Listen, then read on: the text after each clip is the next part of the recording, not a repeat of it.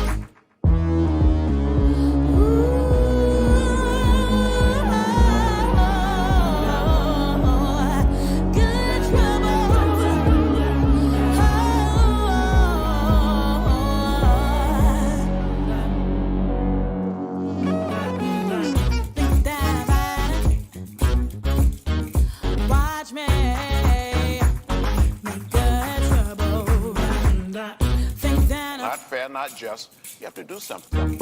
Watch me make good trouble, think that watch me make good trouble, think that tell me that I'm wrong. Watch me make good trouble.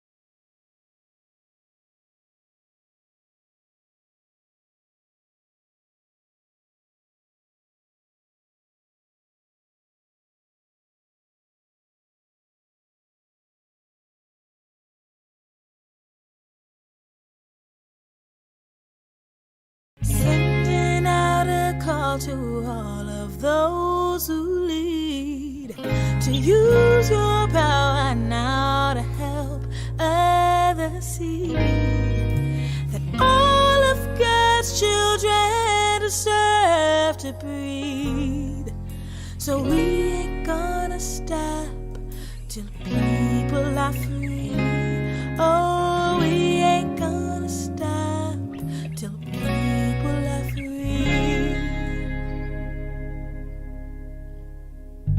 Innocence and justice is what we fight for. To see a day when we believe Black lives mean more than the stain on our flag and a war reborn. So we ain't gonna stop till people are free. Oh, we ain't gonna stop till people are free. We'll keep on marching till the walls of injustice come down. We'll keep on fighting with our hands in the air and our voices crying out. We'll keep on playing arm in arm with our bodies on the ground until I realize it's our right to live and be proud. We ain't gonna stop till people are free. We ain't gonna stop till people are free. We ain't gonna stop till people are free. We ain't gonna stop till people are free. We ain't gonna stop till people are free. We ain't gonna stop till people are free. We ain't gonna stop till people are free. We ain't gonna stop till people are free. We ain't gonna stop, no. Oh no, we ain't gonna stop, no, no, no. We ain't gonna stop, no, no, till people are free. We ain't gonna stop, no, no, no, no, no.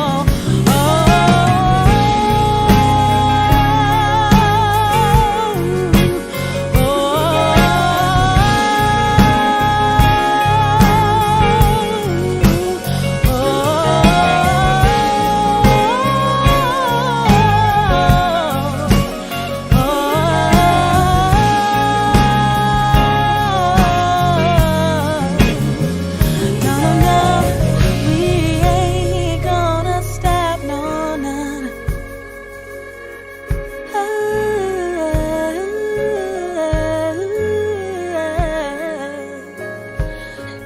We can't stop, no, no, no, no, no. We can't, we ain't gonna stop till people are free. Yeah.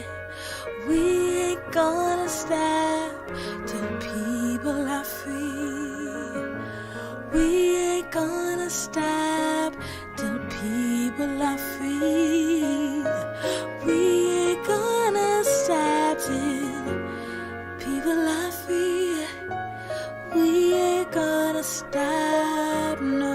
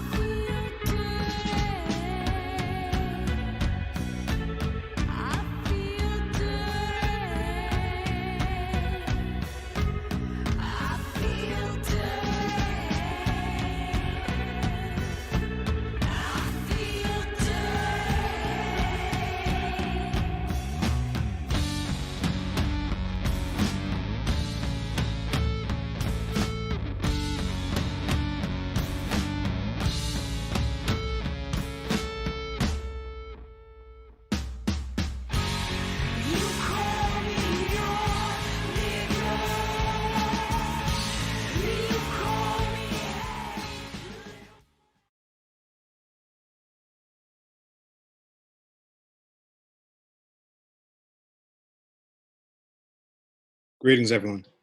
We'd like to begin with a land acknowledgement that we would like to share based on Adrian Wong of the Spider Web Show and from H. Hirokuti Sharif Williams from CUNY Racial Justice and Performance. We acknowledge that settler colonizers and imperialists from Europe took and unceded the land on which we gather from the peoples who had stewarded it for generations. The land has been and continues to be occupied and held by force. We acknowledge that we are contributing to that legacy now. We acknowledge that settler colonizers and slavers from Europe used stolen and forced labor from African people to subsequently develop the land. We honor the lives of all who endured and continue to endure in the face of settler colonialism and white supremacy. Since our activities are shared digitally to the internet, let's also take a moment to consider the legacy of colonization, of colonialization embedded within technological structures, including the equipment and high-speed internet with which are not available in many indigenous communities. Even the technologies that are central to much of the art we make leave significant carbon footprints, contributing to changing climates that disproportionately affect indigenous peoples worldwide. I invite you to join us in acknowledging all that this is, as well as our shared responsibility to make good of this time, and for each of us to consider our roles in reconciliation and decolonization. Thank you. We Charge Genocide TV, BIPOC versus the United States government for the continuing crime of genocide. In the US, they force us to make the case. We do it with art, power, accuracy, joy, and grace. The huge numbers of Black and Indigenous death and increasing anti-Asian, anti-Semitic violence demand no less. We need you to contribute your content that makes the case. Then we need you to invite others to use it to spark change. We Charge Genocide TV is an interactive database, community record, and organizational tool for artists and activists to share work, lead discussions, inspire actions, host collaboration, and accurately reflect the current and historical conditions of Black, Indigenous, and people of color. We are a group that centers the creativity and leadership of BIPOC, LGBTQIA, women, disabled, low-income folk, and other community members burdened by systematic oppressions. We are committed to being anti-racist and pro-justice. This is a volunteer-driven, rapid response, anti-capitalist, transmedia provocation and invocation of racial justice across this country. We reject the aesthetics of polish. This is iterative. This is going to be fast and dirty. We are doing this. We are transparent. We are transparent and we are emergent. We will direct you when to mute and unmute yourselves. We are captioned for accessibility and for sign interpretation. We've designated the breakout room as a self-care space, but we've never done this before, so that might happen imperfectly. But we have assigned some folks to help us make sure that that space works well. And if you need to take a minute, feel empowered to fully step away from your computer, or if you need to, join the breakout room where we'll have some friends there to talk with you. Please name, for those of you inside the Zoom session with us right now, please name any accessibility needs or general questions as they come up. Please bring them to the chat, and one of our team members will address them as we're able. Use that chat as a comment space as well. We invite you to interact with each other. That's the point of this. So Stephanie, one of our team members, she's going to voice some of what you write here in the chat. If you drop some science, it will be brought forth. Also, some of those notes, Sabina's going to maybe take some of those quotes and share them to the social media, or maybe even take something somebody says in social media and bring it here in the space, so we can attempt to connect all of our audiences, because our audiences are spread wide. We are currently, right now as a producing team, literally on the streets protesting. We as a producing team are in different states and countries.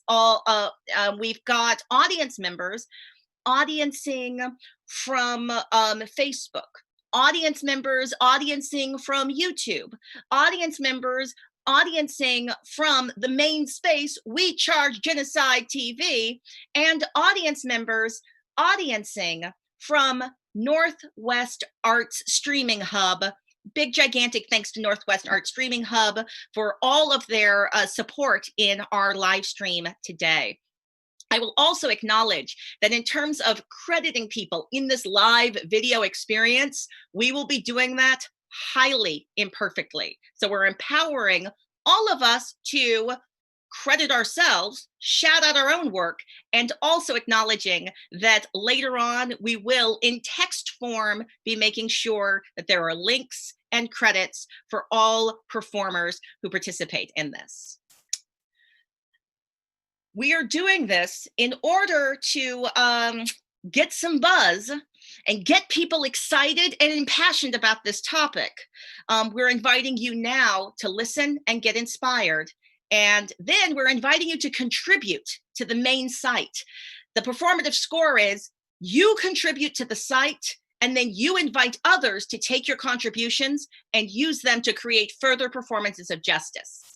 We plan to launch the website on Juneteenth with your content. Okay, let's do this. We Charge Genocide TV. Next speaking is team member Matthew. Hello, everybody. Hello, hello. Thank you for being here. Take a moment right now to take a deep breath in, filling up those lungs. They're three-dimensional, front, back, side, and just exhale it all out. Take another deep breath in, maybe add some limbs into it. Big, huge, deep breath in and exhale it out and give me some sound. Ah. And shake that out, shake it out, shake it out, shake it out, shake it out, shake it out, shake it out. I want you to take some time, take your hand, tap that right there on that clavicle on your chest there. Get the other side as well. Tap your sternum, calling in your heart, calling in your ancestors, calling in everything about you, the shadow, the light. Everything is welcomed in this space for us to heal and see and truly feel a sense of belonging. Here, we all belong. Again, here, we all belong. One more time. Here, we all belong.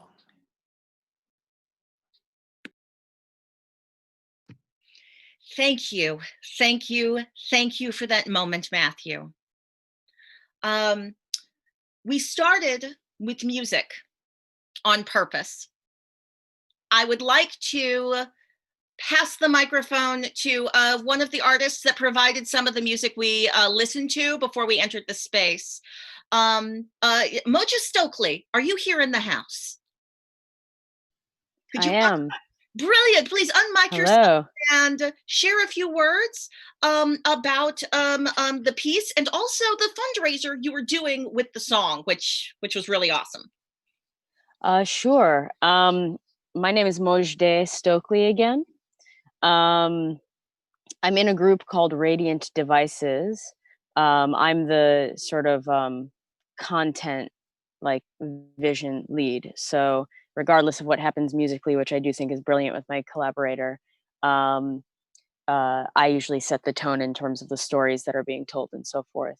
So the song itself is absolutely centering in the like reality of how I feel like I feel in these moments of like racial heightening, but also every day and the moments that I just live in life. The song is called Dirty, and that is cleanly lifted from the sort of repetition that comes, the phrase "I feel dirty," which I lifted from the sort of soundtrack I didn't realize I was existing within.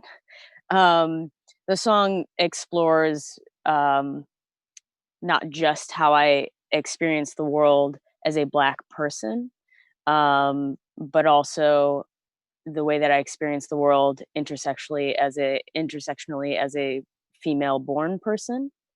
Um, I'm genderqueer, but most of the world still reads me a certain way, and that means that I've received plenty of words to add to the sort of burlap sack that I don't easily shake. Maybe I get moments and get to take a little break from carrying it. It's the only piece of art. That's not true. That's the only piece of music I've ever incorporated language that any distributing service would require an explicit content warning for. And those words are the N word, and which I'm not going to invoke fully right now. If you've already heard the song, you've already heard the word, and the word whore, because these are words that have been used to tell me who I am supposed to be or what I am supposed to be and how people feel about me. The song actually musically has lives in a world of multiple time signatures. So none of the parts are actually like starting and completing in the smaller part of the repetitions at the same time, because as we were creating the song, I told everyone I was collaborating with that since the N word actually makes me have a physiological reaction, I wanted it to create some sense of unease and hopefully nausea.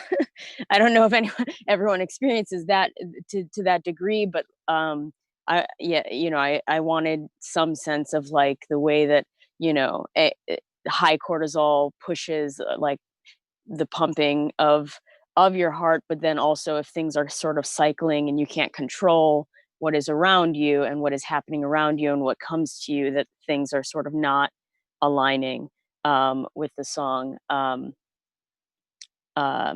So they do come to places where they sort of match and then transition to the next section, but many of the different parts from the bass to the drums and so forth, and even within the drum parts, they're not in the same time signature. So the song I decided to unpack because as the protests continued to erupt and erupt, I guess I haven't been able to get certain things out of my mind, things that are, audible forever memories now that sort of live in my cells, things people say to me. I also haven't been able to get the image of my brother in place of George Floyd, his face, and then community members in place of George Floyd's face, and so forth. Like it's a thing that plays.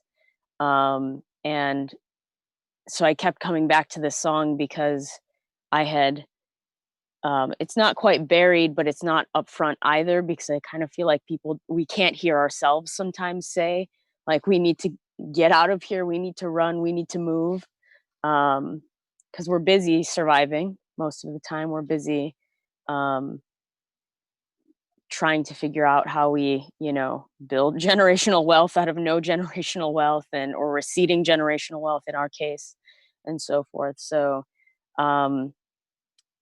George didn't get to run. It's as far as I can see, he was, cooperating. As we do often, and it doesn't change anything.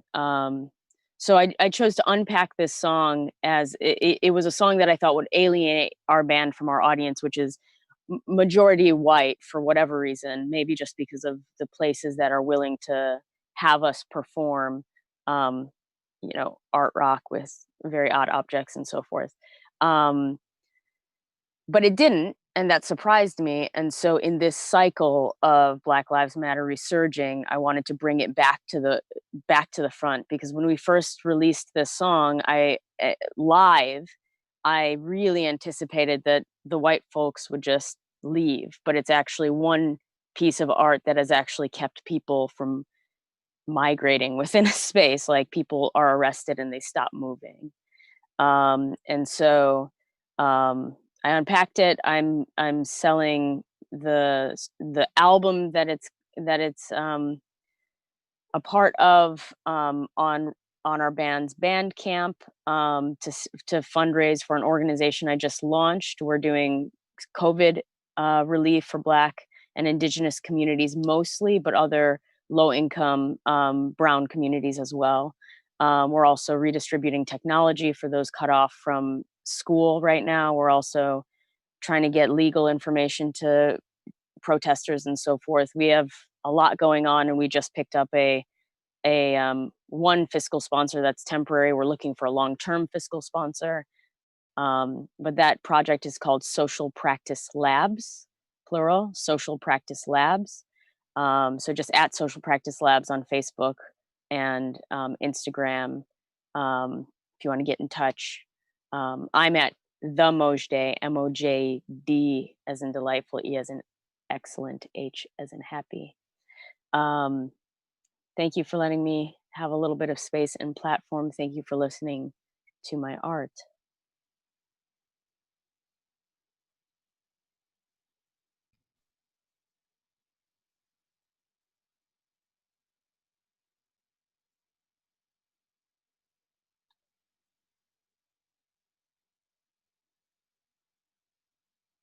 I don't know who I'm handing it off to right now, if I'm handing it to Claudia or Hello. another facilitator. Hi, this is Claudia returning back. My computer froze fully and I had to turn it completely off and back on again. And so I don't know where we are or what's going on. Hi. We are. You were having like Hi. We are going to read some passages, and I will start. Out of the inhuman Black ghettos of American cities, out of the cotton plantations of the South, comes this record of mass slayings on the basis of race, of lives deliberately warped and distorted by the willful creation of conditions making for premature death, poverty, and disease. It is a record that calls aloud for condemnation for an end of these terrible injustices that constitute a daily and ever-increasing violation of the United Nations Convention on the Prevention and Punishment of the Crime of Genocide. It is sometimes incorrectly thought that genocide means the complete and definitive destruction of a race or people. The Genocide Convention, however, adopted by the General Assembly of the United Nations on December 9th, 1948, defines genocide as any killings on the basis of race, or in its specific words, as killing members of the group.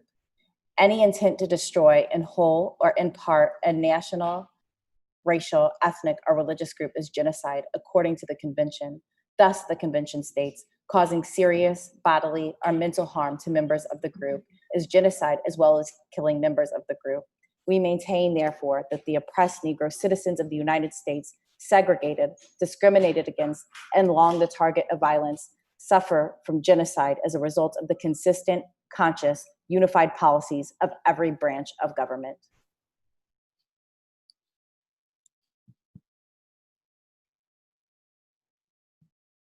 Thank you for sharing those words from the original 1951 document.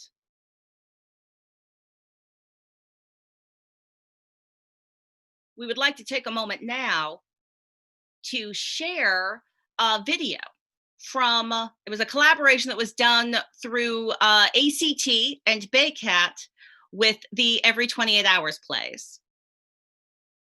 This is a play by Idris Goodwin called When the Bullets Strike. And Alvin, if you could cue that video up to play whenever you're ready. And if you want to make sure those of you here in the Zoom can fully experience the video, please pin Alvin's video so that you can fully see.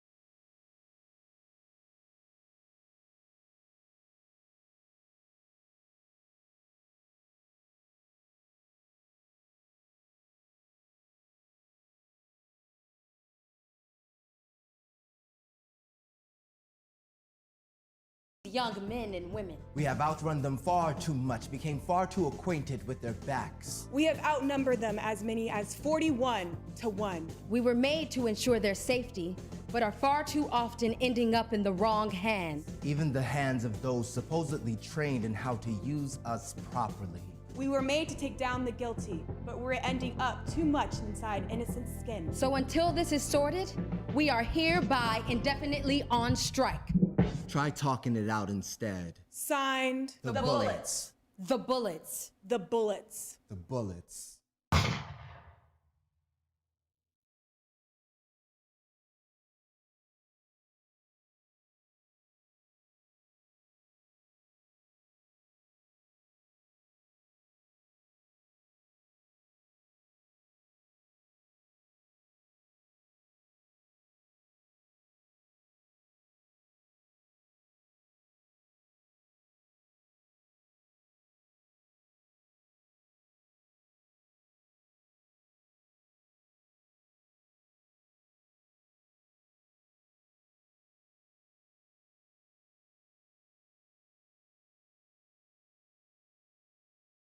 We reject the aesthetics of polish, and we're leaning into rapid response.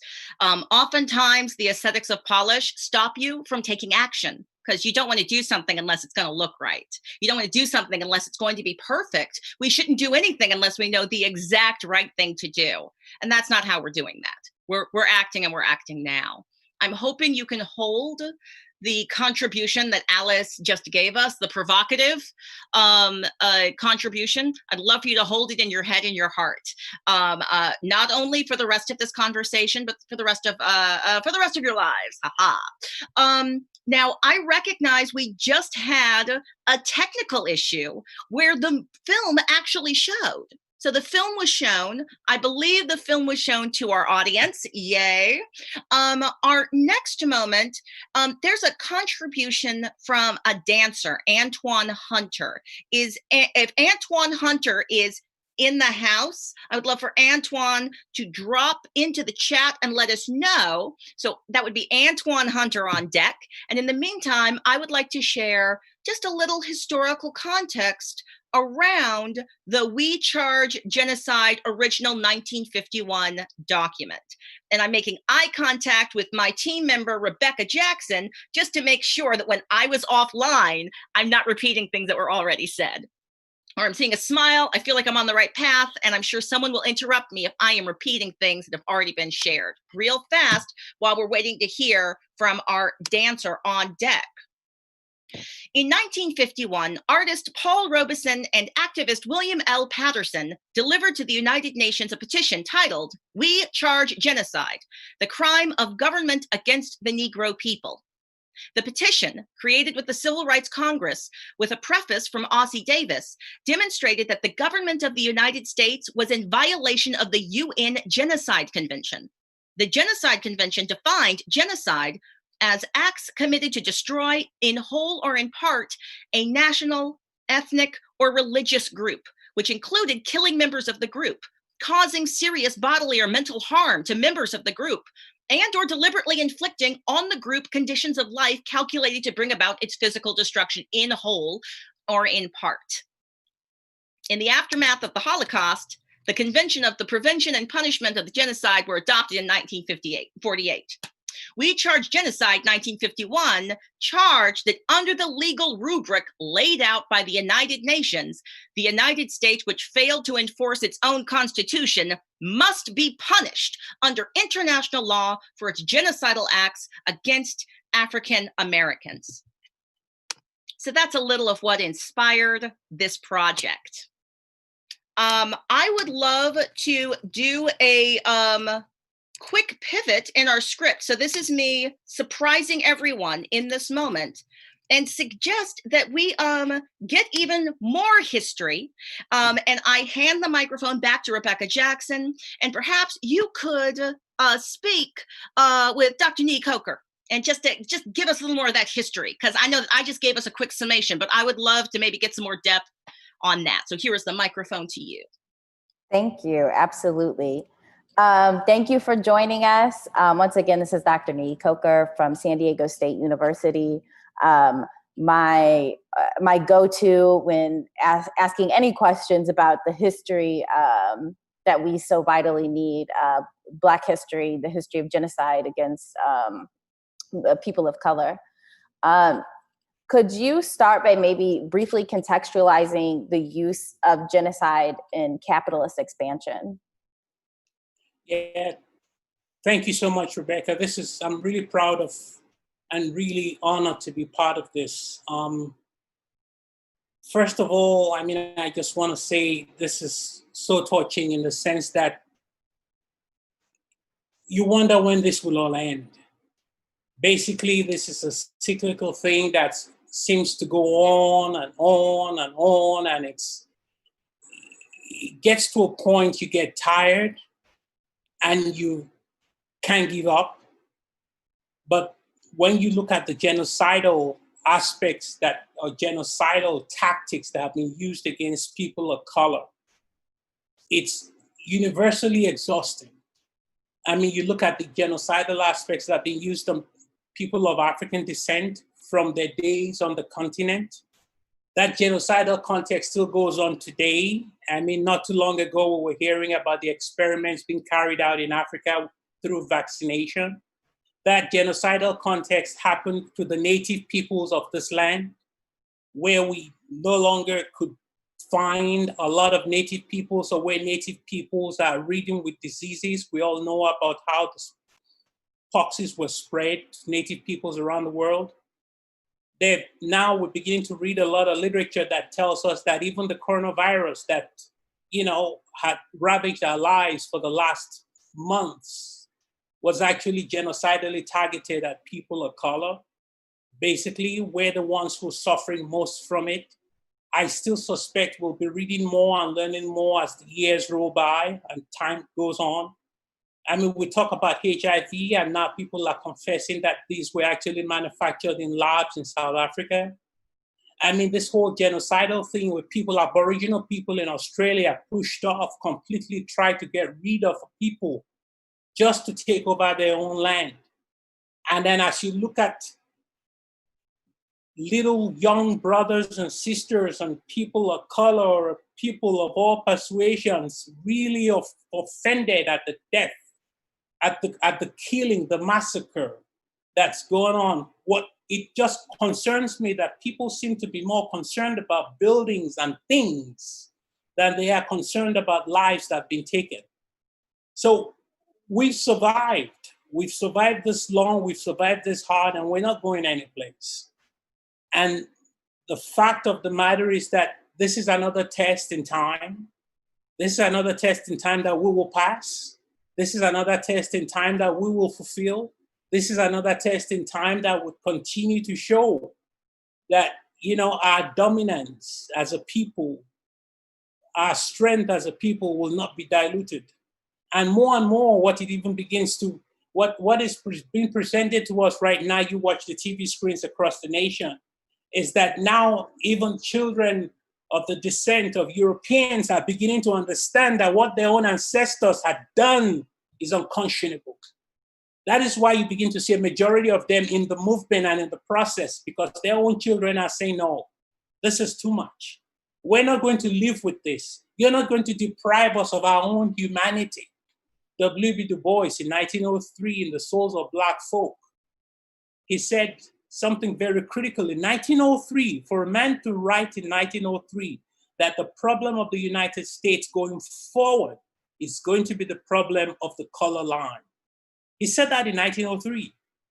He predicted that would go on till the end of the 20th century and into the 21st. And it's sad when you think about it that we're still dealing with that problem that a young man in 1903 wrote about in a book called The Souls of Black Folk.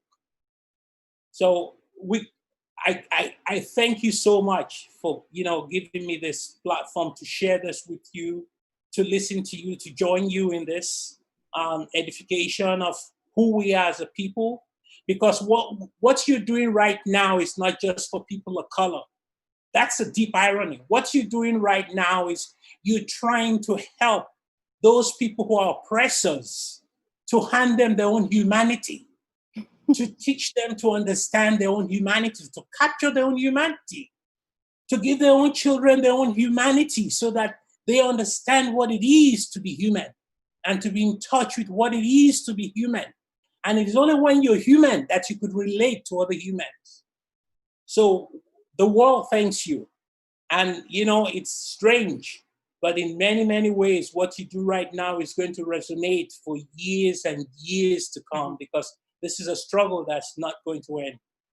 And I would love to spread Genocide TV to all my students and all the people at San Diego State University, because we have a big movement happening tomorrow.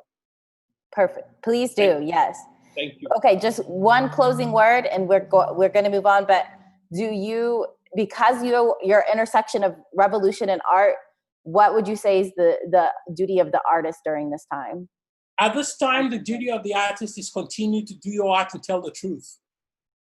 Continue to tell the truth through your art and humanize the world through your art. Continue to humanize the world through your art, because in many, many ways, when you turn around, those oppressors, those people who would oppress and who would teach hatred, turn around and imbibe the humanity that you give them. They imbibe the humanity that you give them, because that humanity that you give them becomes how they get in touch. They get in touch with life and who they are and their own identity, to understand themselves. And that's the role of the artist at this time. You know, at this time, we as artists have to continue to push forward and tell the truth. Forget commercial art, because you look at the Black Arts movement. It was not about commercial art. It was about telling the truth. Somebody would find some way to commercialize our art. That's okay. Mm-hmm. But for right now, we tell the truth with our art. And that's one thing that they could never take from us. Never. Thank you. Yes. Thank okay, you. We'll connect soon. Thank you again so much. Thank you. For doing this. Yes. Okay. Wonderful work. Thank you. Okay. Thank you. Thank you.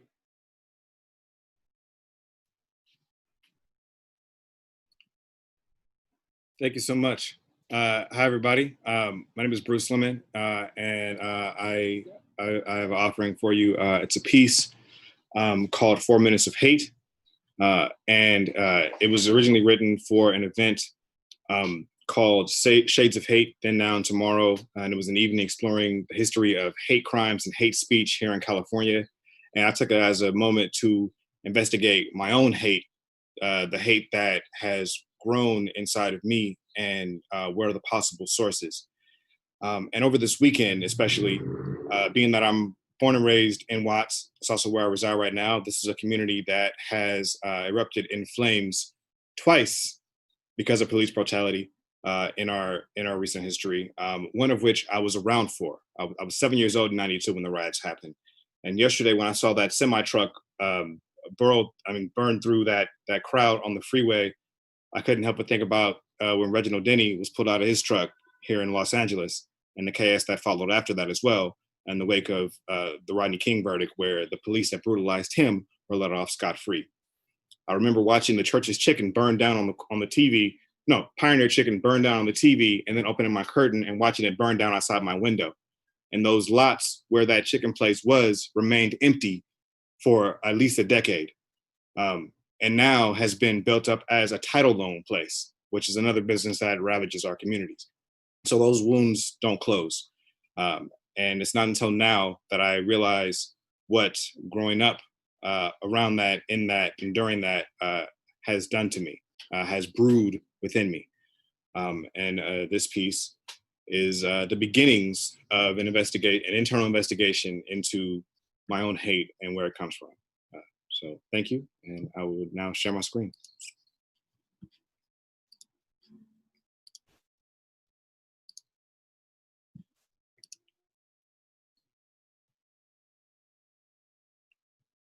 Here we go. I must confess, I have become the thing I hate the most, a hater. As a hip hop head, there is nothing more despicable than a hater. There are hundreds of songs defaming them, and I pride myself on not being one, but alas, my facade is cracking. It's all a lie. I hate. It's complicated, like the relationship I have with myself is complicated. I often say, My self-loathing knows no bounds, and it's true. I've heard I can come off as arrogant or narcissistic sometimes, mostly by people I've loved. I hate that it might be true, but if that's your experience of me, who am I to say you're wrong? There's plenty to hate about me. I'm late, I procrastinate, I take on more than I can handle, react poorly when I feel wrong. I've done wrong too. For instance, one time in high school, a kid asked me for a ride home, and I agreed until he tried to sell us, his new friends, CDs. But I sold CDs. So you gotta walk, bruh. I didn't care how many hoods he had to walk through and how scared he felt every day walking home, nor how happy he was to not have to take that walk and maybe find new friends and clientele. I hate myself for that. It's a regret that haunts me. I hope he made it home. Speaking of home, I hate that when I was a child, perhaps a teen, but definitely a child, a loved one, someone I loved, put a .357 Magnum to my head because he thought another loved one, someone I loved, belonged to a different gang. Not even a fact, just suspected. He hated so much that he put a gun to my young skull, and when I looked into his eyes, I knew his hate came from pain. I mean, it all comes from somewhere. And knowing that, I try to see the whole picture, but I hate that I have to be so understanding and accepting of the fault in myself and others. Why do I need to hear you? Why do I have to consider the other side? Why empathy? Why can't I just be mean and punch people if I feel insulted or disagree? I mean, it works for white nationalists, so why not me? Why do I have to turn the other cheek? Our freedom, air quotes for the radio, don't look the same. And unfortunately, that makes me hate you. I don't even know you. The lines on my forehead come from the angry black man scowl, apparently still present when I smile, but I've been trying to hold down so you don't feel threatened when I glance at you from across the room. Is it considered a hate crime when you call police on black people for no reason? It should be. So now I hate you, me, we, us. But why? Is it in my DNA? Is it from trauma baked into my body from years of growing up in a neighborhood known better for drugs, gangs, and riots than it is for the towers, the arts, and the families that make Watts beautiful? Is it because of broken promises? Is it from the centuries of trauma heaped upon my ancestors, stolen from their homeland, slaves in bondage, Jim Crow, and every horror glossed over in our history books, and the continued persecution where human beings become hashtags that you either forget, never forget, or fail to keep track of because the body count is staggering? I was watching the news with my loved ones the other day, and in 4 minutes, they talked about school shootings, a local stabbing, children being tortured by their parents, arson, and maybe 3 more topics I blocked out for my personal self-care. So while I continue to wrestle with the sources of my own hate, I look to Dr. Martin Luther King Jr., who said, I have decided to stick with love. Hate is too great a burden to bear. He also said, hate cannot drive out hate. Only love can do that. I hate that I had to bring up so many horrible things in my few minutes. So, love. Please love.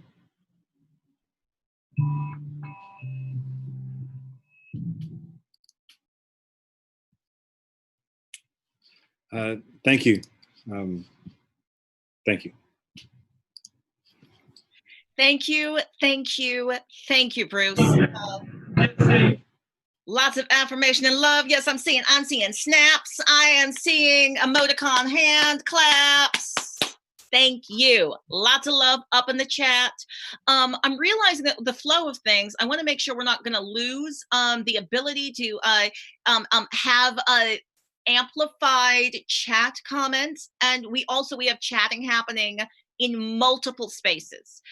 So I'm going to keep us moving, but I'm also going to invite Stephanie, you have permission to interrupt us at any time. If you're like, oh, somebody quoted this awesomeness in this space, so I should bring this to the space because I see lots of beautiful action going on. At the same time, two of our team members reached out to the same writer, Tananarive Due. And I have no idea if I just pronounced your name correctly, actually, because I've only had an at a distance writing crush on you. Love your words, love your ideas. See, Steven's in the house. Cop some of their books, y'all. Really amazing stuff. So we've got some beautiful artists here in the house. We would love to hand you the microphone. Again, in the full knowledge that I am not doing a proper introduction, we are so honored and happy you are here with us. Well, the microphone is yours. Thank you. And it's Tananarive Due. You got the hard one right. And it's the other one. You deserve an extra syllable. I've always thought so. But so anyway, this is Tananarive Due. And this is Stephen Barnes. And you all have created a beautiful healing space here. So thank you for inviting us to be a part of it. And thank you so much for that previous piece on hate, because yes, I love that. That is really, I guess, kind of speaking to, we're supposed to talk about story. We only have a few minutes. So we're both authors and screenwriters and essayists, etc. I had a piece in Vanity Fair today, basically called Can We Live? About my first moment with rebellion in the wake of a police verdict when I was 14. Like that moment when I realized, wait, our lives don't matter. Liberty and justice for all, that isn't for me. That moment. And of course, in every subsequent shooting and death since 1980, it just reopens that wound. And, it's a difficult thing to create. I think we'll just speak about creation at a time of crisis because, and thank you for putting that link up. That was quick. Because when the editor first brought it up, I really had in fact dreaded someone asking me to write about it. As a writer, often I feel responsible to sort of step in to the fray and help people voice what they're feeling in the words they can't find. And I just felt like I had nothing. But based on a conversation with the editor, it became a very personal thing, not about like the big, even global issue that is authoritarianism and police brutality. But my small piece of that pond when I was 14 years old, sitting in my junior high school cafeteria, and I wrote a poem called I Want to Live, because I couldn't stop thinking about the fact that these officers had been acquitted and what it meant for me and my people and my future and what was America anyway, all those questions. And writing that poem helped me exhale. And my mother told me, you're so lucky that you can do that you have that outlet, because the people who are burning right now feel helpless.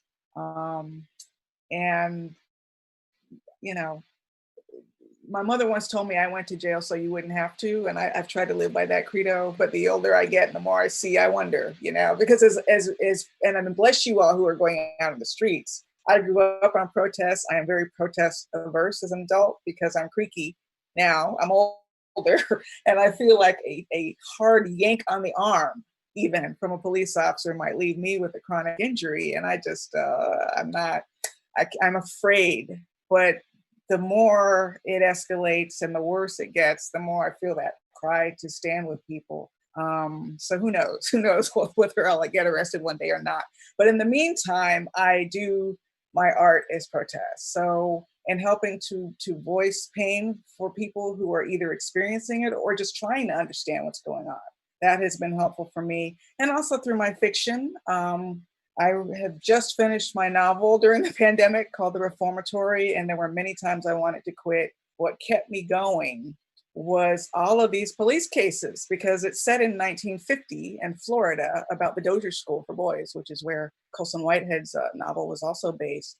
I had a great uncle who died there in the 1930s, so I wrote this for 7 years. But it's not just to highlight that one place. It was about our entire so-called juvenile justice system, our criminal justice system, the relationship between policing and white supremacy. All these things that were happening in 1950 have their parallels in what's happening obviously today. So writing that novel, I hope will make a difference. But I tell you, as artists, sometimes it feels like there's a big, big task and there's only so much we can do. Yes, you please. Well, the thing that we can do is to believe that we make a difference. Right. You know, all change in life happens one person at a time. And I wanted to speak to a couple of different things I heard. One is the rejection of, I forget how it was phrased. It was phrased in a lovely fashion. It was the rejection of the aesthetic of polish. Okay. This is important for writers, for artists of all kinds who have a difficult time getting started. If art is self-expression, is the expression of the deep self, then one of the ways that we can take care of ourselves is to speak our truth to the world. One of the most important and first principles of so many different disciplines is that. But that demands that we love ourselves enough to believe that what we say and do has a purpose, enough to believe that what we say and do can make a difference in the world. So I wanted to, a long time ago, I came up with a set of principles. I think it's 5 principles for what I call, so we did a class on social justice writing. Yeah, we did. And so I came up with a set of principles for social justice writers, social justice warriors, social justice ninjas, you know, people who are committed to the fight. You know, this is, you know, there are 3 hats that I wear. One of them is being a husband and father. One of them is being a novelist. Another one is being a martial artist. These are 3 things that have been a part of my life for most of my life at this point. And so the 5-step process of being a social justice writer, the first step is love yourself. That's the first step, because you have to take care of yourself. If you're going to step into the fray, you're going to get hurt. You're going to get smashed. Things are going to happen to you. And so you have to love yourself enough to protect your heart and to also to go through the healing, the self-care that you need so that you can get back up and get back into the fray the next day. You will be knocked down. You are going to take the blows. I mean, that's just what life is, especially if you're saying, I'm going to place myself between violence, between hatred and the innocent. If you do that, you got to start by taking care of yourself. Don't think of just giving yourself away, because we need you here. The second step is love one other person. Okay. The capacity to love another human being is what starts your heart opening. Loving another person. We can do things for others that we can't do for ourselves. If you start by loving yourself, just enough to get into the game, and then you ask, you know, who are the people that I love? And then from there, of course, it's what is the community that I love? You know, I love my wife, I love my family, I love my daughter and my sister, and from there out to my community. And I have several communities. You know, the Black people in my community, people of color in my community, and artists in my community, and martial artists in my community, and anyone who is willing to see my humanity, you know, in a series of expanding circles. But you start with, who do you love? Open your heart to at least one other person, go on from there. So first, love yourself. Second, love at least one other person. The third thing is to understand history without guilt, blame, or shame. To be able to look at human history and say, human beings have done the best they could with the resources they have. We can do better. We must do better. But to be able to look at that and see their humanity. In other words, we want people to be able to see our humanity. It makes no sense to ask other people to do something for you that you're not willing to do for them. You must be able to see their humanity. You must realize that although there are predators, most of the violence we see in the world is the result of fear. Is the result of people feeling like they're not enough, people feeling like there isn't enough in the world. It corrupts people, it twists them. So that's the third step, to be able to study history without guilt, blame, or shame. The fourth step is nurture your tribe. Spend more time nurturing your tribe than you spend fighting with the man or with trolls, with people who do not love you, who are going to try to use up your time, burn up your energy, because you're important. You're a leader. So what's going to happen is you're a knight, you're a bishop. And what they're going to do is they're going to send pawns against you. And they're going to try to get you caught up in all sorts of pointless social media arguments. They will trade their pawns for your knights and bishops and rooks. Okay. Some of you out there are kings and queens. You know who you are. All of us. You know who you are. So that's the first 4 steps. Love yourself. Okay. Love one other person. Understand history without guilt, blame, or shame, and nurture your tribe rather than wasting your life and time being caught up with trolls. And the 5th step is win with integrity. First of all, win, because people love a winner. They will say, what's working?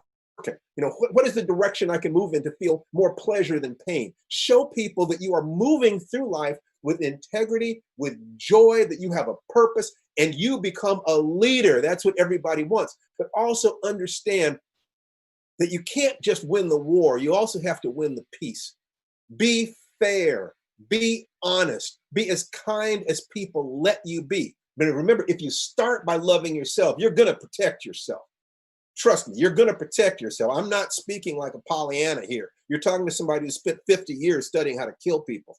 And what you get when you understand that, yes, we can die together or we can live together. Is there any way that we can have peace? Then you look for all the ways that you can have to win as a peaceful person, to win as a loving person, and to show that to the people around you. That's what I would offer to you today in this time of struggle. And thank you so much for giving me a chance to speak to you. That was beautiful.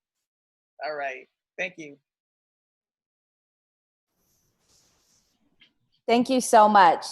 It's always a pleasure to get to speak with you and have you spread light to and inspiration to other artists. Great to see you. It's an honor. Good to see you.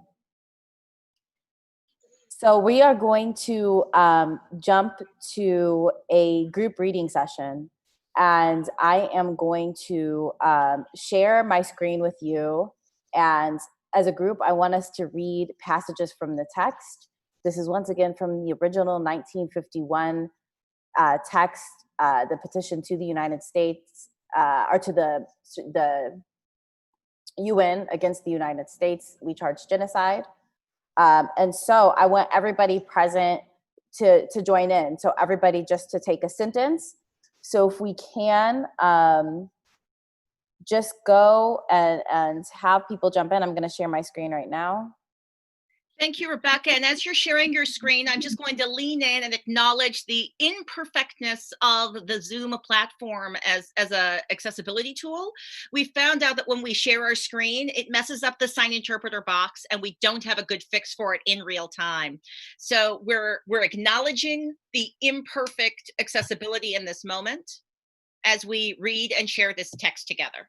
I'll just jump in for a second. If you are depending on an interpreter, perhaps you can pin that screen.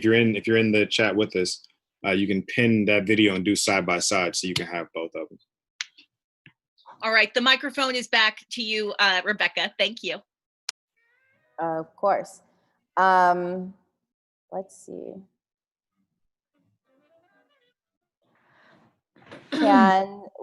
Shall I call names? Nope, I think we should just do this emergent style. People read sentences. We'll see what happens. Just jump in, everybody, please. Unmute yourself and get on there. The responsibility of being the first in history to charge the government of the United States of America with the crime of genocide is not one your petitioners take lightly. The responsibility is particularly grave when citizens must charge their own government with murder, national, with institutionalized oppression and persistent slaughter of the Negro people in the United States on a base of race. A crime of abhorrent. Go ahead.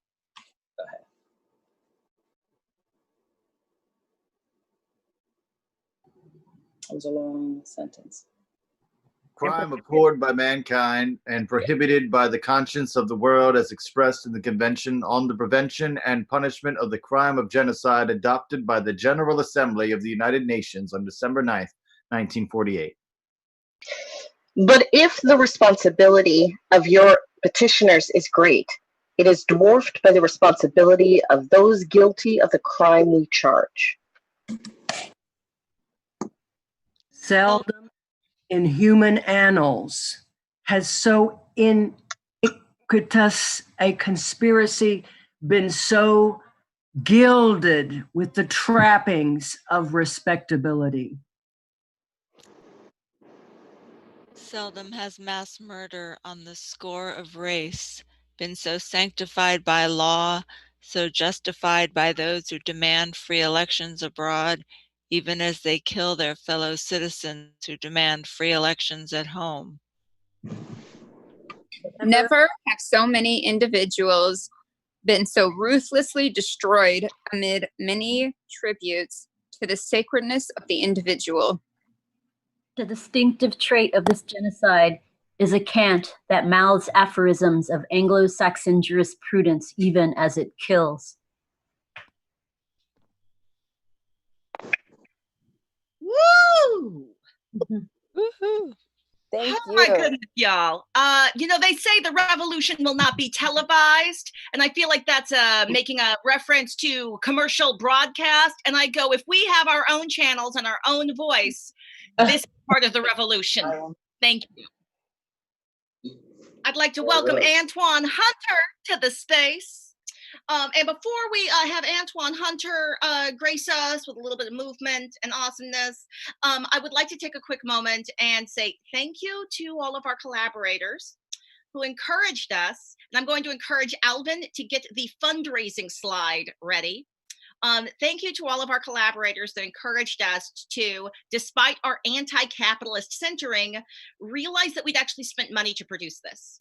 And while we are volunteering and happy to give our time and our talent to this movement and this work, there were actual real costs to building the site, hosting the site. So any money raised will be put towards repaying those costs that were, I want to be really clear, they were all paid out of pocket without any expectation of recompense. But it does make sense. And I'm saying this a little bit because I spent a bunch of my own money. So all funds raised for We Charge Genocide will be used to cover the cost of the website and website maintenance. We have a PayPal link for folks if they would like to donate. Thank you to all of the collaborators and team members who encouraged us to do that moment. I'm also just going to indulge myself though and say, give to Black Visions, give to other folks, give to the bail funds, give to the revolution. All right. And now that we're back to Recharge Genocide TV, is Antoine on deck and ready to share some work with us? And I imagine this might be a little complicated because I know we've got some screen sharing going on. So hopefully Alvin will be able to make sure everything works out. But I am giving the camera to my artists. I think he's muted.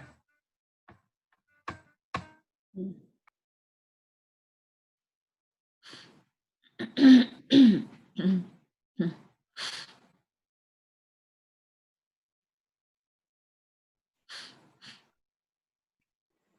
you guys see me?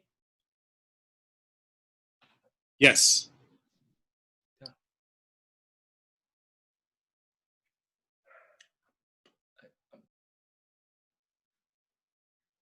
All right, can everyone see me?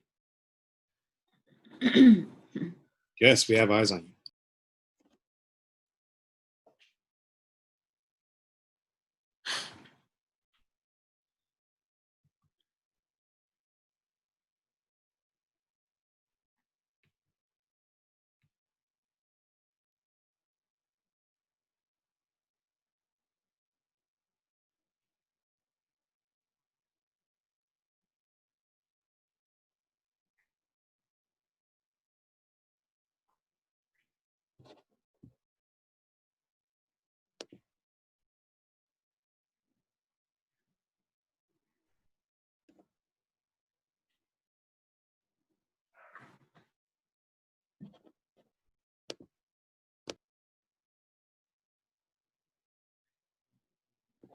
Follow me, everyone.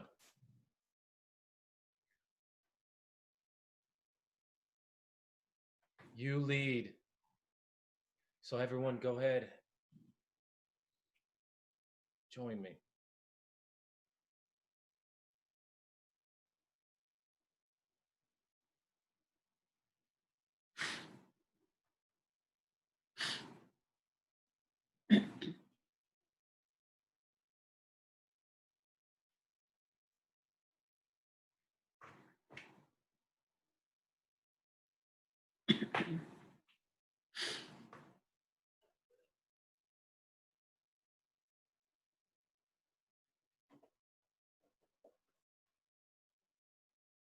Fire.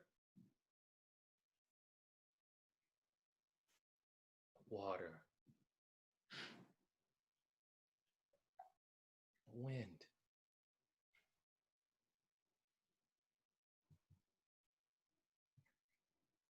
earth.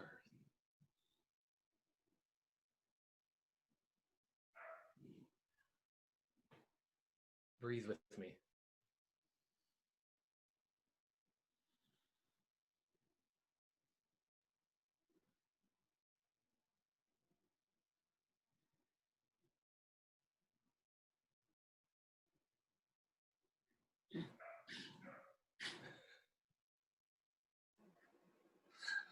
You see me?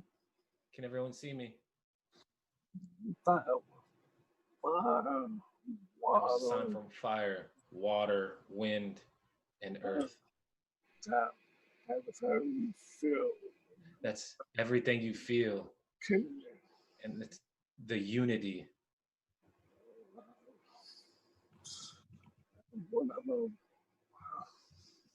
I remember when I was distraught, out of sorts, I took a moment to feel my heartbeat, to get connected once again with my body, with the elements.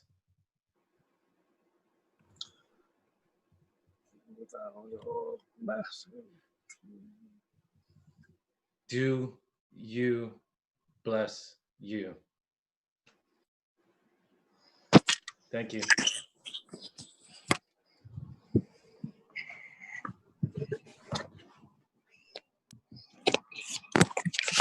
Thank you.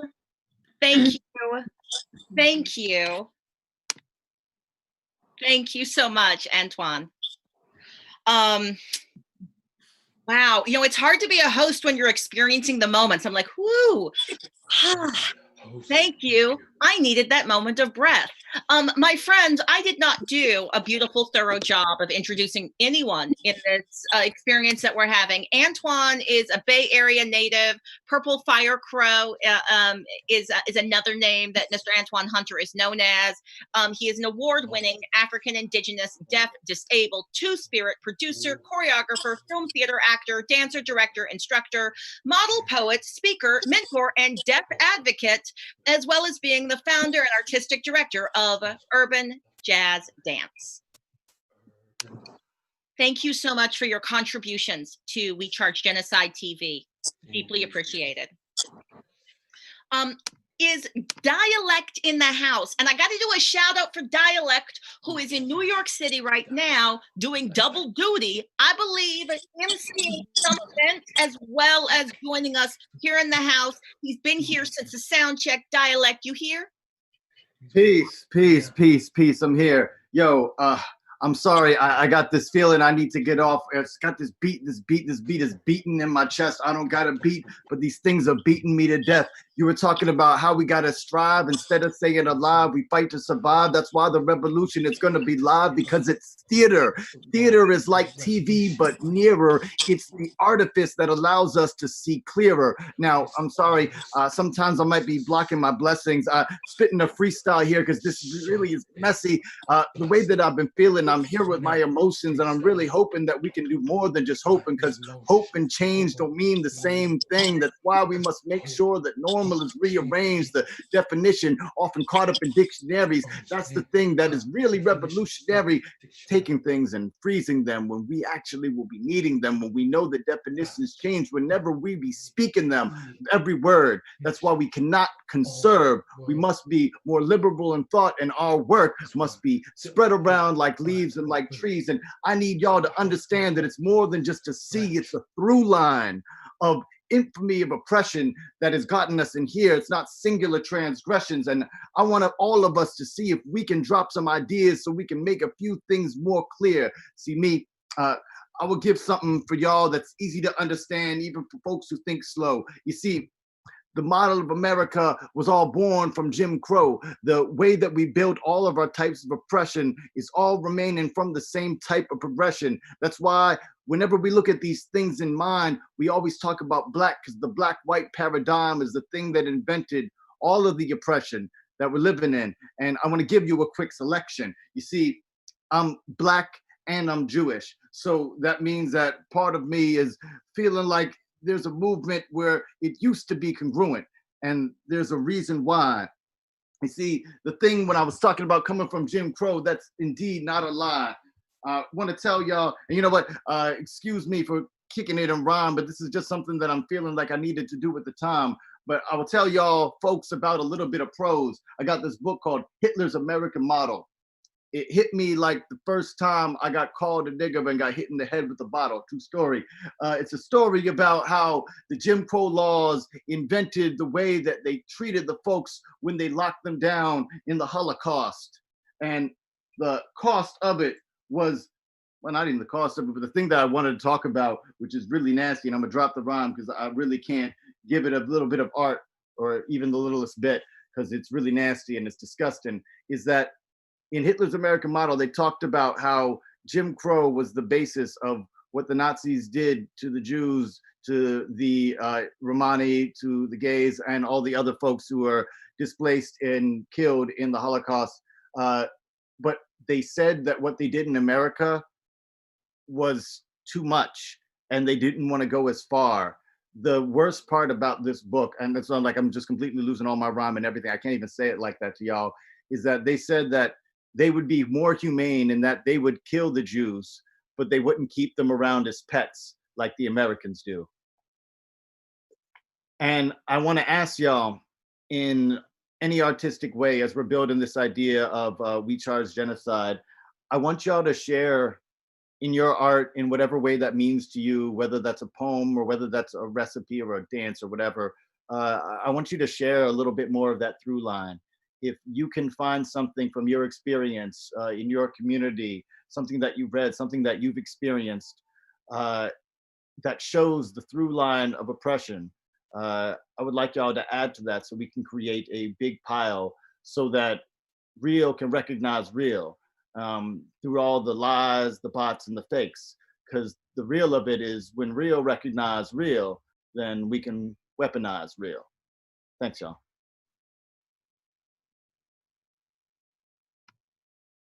Thank you very much, Dialect. That was dope. All right, so like I said, rough edges, letting y'all know, there was an emergency and Leroy had to jump off the call. So I've got video on deck because we recognize that since some of us are actively protesting as well as jumping on this call and participating, there would be a little bit of flow. So we've got video of Leroy on deck in case he doesn't make it back. In the meantime, I'm going to put that on hold.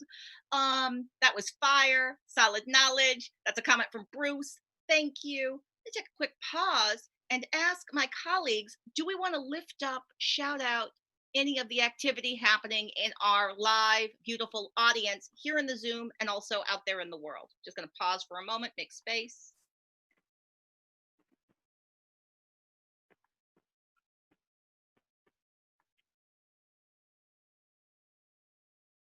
I've made space for the moment. We will make space for it again. Jump in the chat though if I didn't make enough space and we do want to lift some stuff up or share it. Just want to make sure that our allegiance to the script does not allow us to lift up and appreciate and celebrate the beautiful gems that are being dropped in the various chats. Alicia Harris shared with us a beautiful video that we wanted to share with y'all. So I believe I am the one on deck to share my screen, and I'm going to apologize in advance because this is going to be messy, y'all. So I'm about to share my screen with y'all, and we are going to enjoy Alicia Harris. I am sharing my screen. Big thanks to HowlRound for having originally streamed this work, going to the video. And see, I told you all this is going to be messy because what do I got to do? I have to go back to the script and remind myself of the time code. 2707, there we go, my colleagues.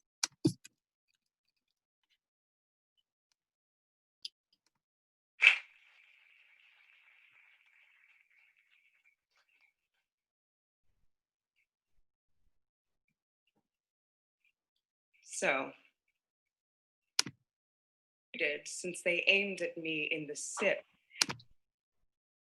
your rage-based desire to fly the bodily coop in a profession that I've come to in order to fully occupy myself and remind others to do the same. How to be bravely and joyfully in this skin, in this field, in this country at this time. All right, fair warning, this is a little early, but we're just going to stick with I know it. that I don't actually want to. My mama and my ancestors gave me a damn good body, a body which in and of itself is not a problem. So my strategy of late is to use my writing to bring the body along in all of its complexities, its fears, its love and joy and rage, to nurture it. So I'd like the last words I leave you with to be a piece entitled Red Eye, about working through the challenges of staying in this body, writing through it and about it, honoring it and allowing it to breathe to the edges of itself. For those of you in possession of a body, Black, be it the suit over your bones or the baby in or out of your belly or in arms, or tugging at pant leg, or complaining from the back seat, beware, be wary. Baby is a weapon. You are a weapon drawn. And some don't like the way Black body drinks the sun, so they dilute it, put a hole in it, or two, or three, or enough bullets to call it riddle. What's Black and polka dotted and down but up in arms? What's Black and polka dotted and down but up in arms? I'll wait. I won't. And don't tell me about a riot when I've been looted since they aimed at me in the SIP. Belly ablaze when I see them, their guns on their hips or slowing down in cruisers to watch me be weapony, I guess. They tell me we have the gift of flight, that we can ride the air home if we want to. No one mentioned that it would so often be a red eye, vigil, the passengers all screaming at the cost of the body bag, the bullet hole mouths weeping but lacking the teeth to speak the names of the dead. There was not enough bellow or strain for what I want to do. There was not enough cocktail for drinking or flinging back. I will put this unnameable grief, anger thing in a box marked danger. I will set a lock of poetry on it and I will hope for the best. For those of you with skin found not just detestable, but killable. For those of you with blood, especially spillable. For those of you explaining to the privileged, some of whom play in the ashes of your pain, but would swear they have never seen a fire, I say, do not look to the sky for an end to the storm. I say, put your children to bed with a barbed nursery rhyme. I say anyone with gray hair and Black skin and any love left in their hearts has earned a rocking place, a rest. I say the ones gone might be the lucky ones. I say, what did I just say? I say, I am tired of beating dead horses. I like horses. I say if we are weapons, we must all be on safety. There is not enough boom. There is not enough metal casing for what we've been pushed to. There is not enough fist or hug or cry or slogan lullaby. What to do, what to do, what to do, what? But reach into back pocket for a slingshot or sword and find only words. Only words, the congress between sound and breath, words, one in particular, gone, G-O-N-E, the letters holding hands like Red Rover, the letters don't want to let go because they know what it is, gone. The G flexing its muscles got to be a thing impenetrable. Grit the teeth, grin and bear, giggle often, not too often, give them their own grief. What to do, what? Should we go back, go be unborn? Go be so small as to be unbeen. Oh, can we say, oh, like God in the corner trying to catch her breath? Oh, they left him. Oh, in the sun like a nothing. Oh, and I'm God, so I ain't never made a nothing. Go and tell him I said that, and never mind when they don't listen, and save your toil for your people. And I did not put you here to convince them that you get to be here. Nah, and nope, and we do not beg the rope. We cut it down. We gone. gone, Gone, but not for easy, for the easy chair they thought you was, for the way you bit them when they sat.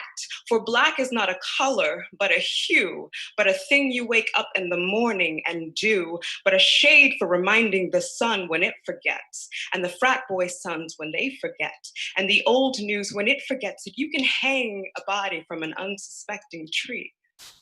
You can polka dot its torso, you can name its baby's missiles, but you cannot undo it. Not now, not never. You cannot really make it gone. So we gonna get along. Maybe not always like happy, maybe not always like peace, more like there's gravel in my knees, but I'ma dance it out, carry the casket, read the plaque, plant the roses, me and my black body, me in this fine suit, and the words, and the words, and the words, and the words, and the words that come with it.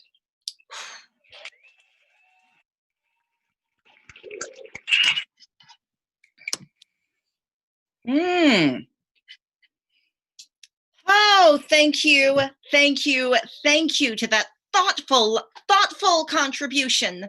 Really, really appreciate that. That was powerful words. I would love, I'm doing a little sloppy emceeing right now where I'm moving stuff around in the agenda. I would love to bring in the voice of youth. I'm just having the instinct and the feeling to do it. So that means you have had no fair warning, Elizabeth, but I would like to take this moment and interview you right now, if that is okay. So I'm about to interview Elizabeth Millslow. Elizabeth Millslow is a young activist, a youth activist who is 14 years old, I believe, and is the founder and leader of SAFE, which is, I'm going to mess up the acronym. So if you could please let us know what SAFE stands for. And I invited her here to tell us a little bit about the activism that she is involved in that will be taking place on the platform TikTok. Elizabeth? Well, the acronym SAFE that I'm doing at my school stands for Students Acting for Equality. And then on TikTok, then what we are working on is, well, there was a TikTok blackout on May 17th, oh my gosh, May 19th. And basically what we did was we changed our profile pictures to the Black Lives Matter fist, we as in POC and allies, and we tried to like only Black posts because there's been like a lot of silencing of Black creators and a lot of racism that has been happening. So that was basically just, and we used the hashtags I'm Black and Black Voices Heard so that we could empower each other and be heard from each other. Thank you. I also heard that you were part of a protest that happened quite recently. Were you out there on the streets? Yeah, well, it was was that on Saturday, I believe? Wait, no, that was Friday. But yeah, it was a Black Lives Matter protest for George Floyd at the courthouse.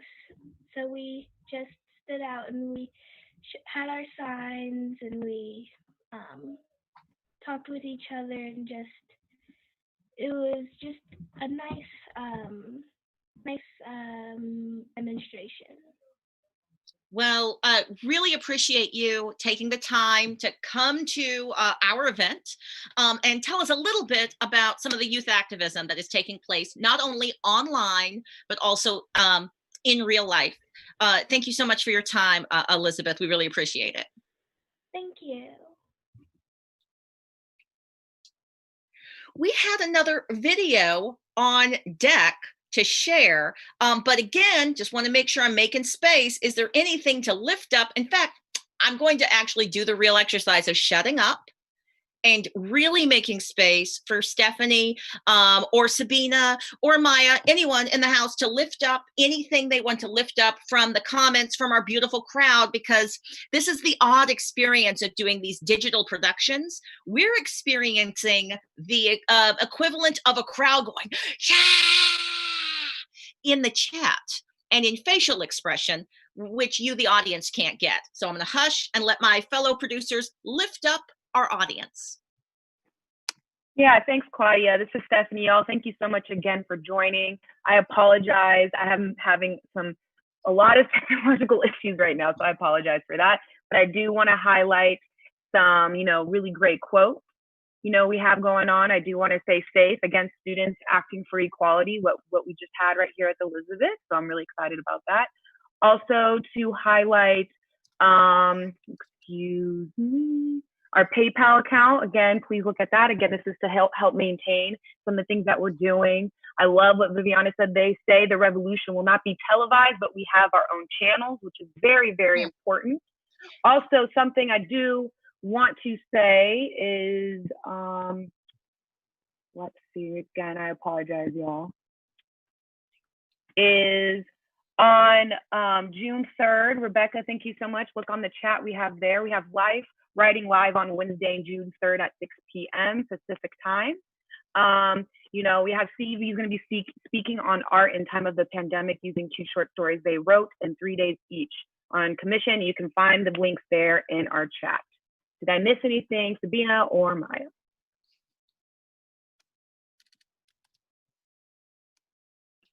All right, I think that's it. Thanks, Claudia. Thank you, Stephanie. Thank you so much. And also just thank you for the labor you're all doing. And of course, imperfections in technology and connectivity.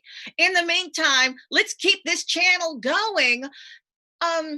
When we started this project was started because, frankly, I was just up late one night, angry and upset.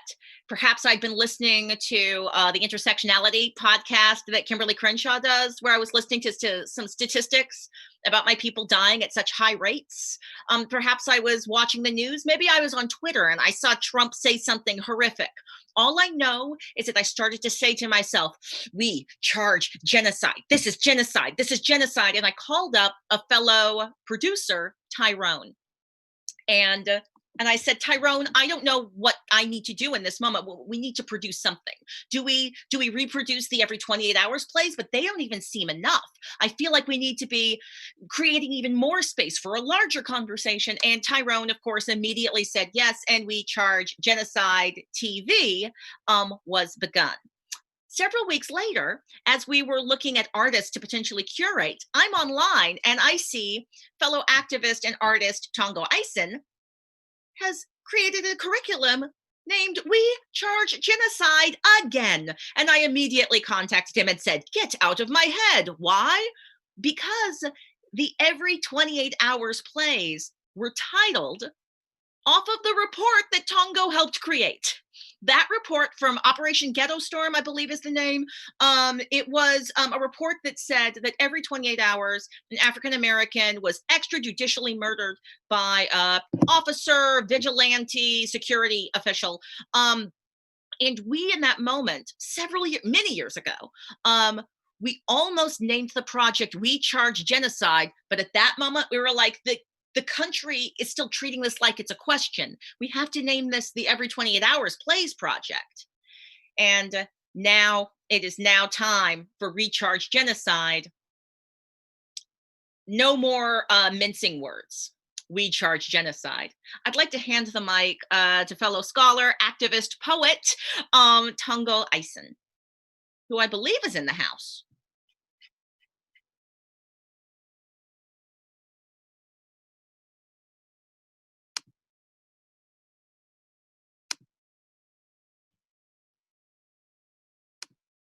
Or perhaps we lost, maybe we lost Tongo. No, I'm here. Oh, you're here. All right. I'm here. I'm sorry. It's all good. Welcome. It's beautiful to see your face. We're here to listen to you. Right on. So I'm off to make a church bell out of a bank window. Kitchens meant more to the masses back in the day, and before that, we had no enemy. Somewhere in America, the prison bus is running on time. You're going to lose your job before revolution hits. Somewhere I won't be home for breakfast. Everyone out here now knows my name, and I won't be turned against for at least 4 months. The cop in the picket line is a hardworking rookie. The sign in my hands is getting more and more laughs. It says the picket line got cops in it. I can take care of those windows for you if you want, but someone else got to go inside your gas tank. It was clear to the man that rich people had talked too much this year. Hey, why don't you go ahead and throw down that marble park bench everyone's looking up at, get the Romans out of your mind. Maybe a good night's sleep would have changed the last 20 years of my life. Playing the instruments like punching the wall. What would you have me do? Replace the population? Give brotherhood back to the winter? Stop smoking cigarettes with the barely dead? They listen in on the Sabbath. Police called the police on me. There was a white candlestick beneath my detention. I ruined the soup again, thought the judge. As he took off his pilgrim robe behind the white people's door and more. I didn't get lucky. I got what was coming to me. He told, say, fight me back, the man said. Of course, to himself. Washing windows with a will to live, tin can on his left shoulder, enjoying the bright brand new light with all party goers, both supernatural and supernaturally down to earth. Hey, what is this elevator traveling side to side? Like 1,000 bit of Polaroid pictures that you actually try to eat. All the furniture on this street nailed to the cement, cheap furniture, but we have commitment. This morning, an essay opens the conversation between enemies. Why? Because you control every grain of processed sugar between here and the poor man's border. Because in the tin can on my left shoulder, I can hear the engines of deindustrialization. You should get in the painting, tell lies more deeply. This month, I'm rooting for the traitor, carting cement to my pillow. Here we will build. I'm high again, not talking much. They want you to climb up the organ pipe to our apartment floor. I'm high again, calling everything church. Singing along to a courtyard, thanks to a horn player's holy pastime. I'm just putting a real jacket on it. Talk about a real 5 years. Keep memories like these in the pocket next to the toll receipt. That man lost a wager with the God of good causes. I mean, he stood up for himself a little too late. Maybe too early. I could still see 20 angles of his jaw zigzagging through the cold world of deindustrialization.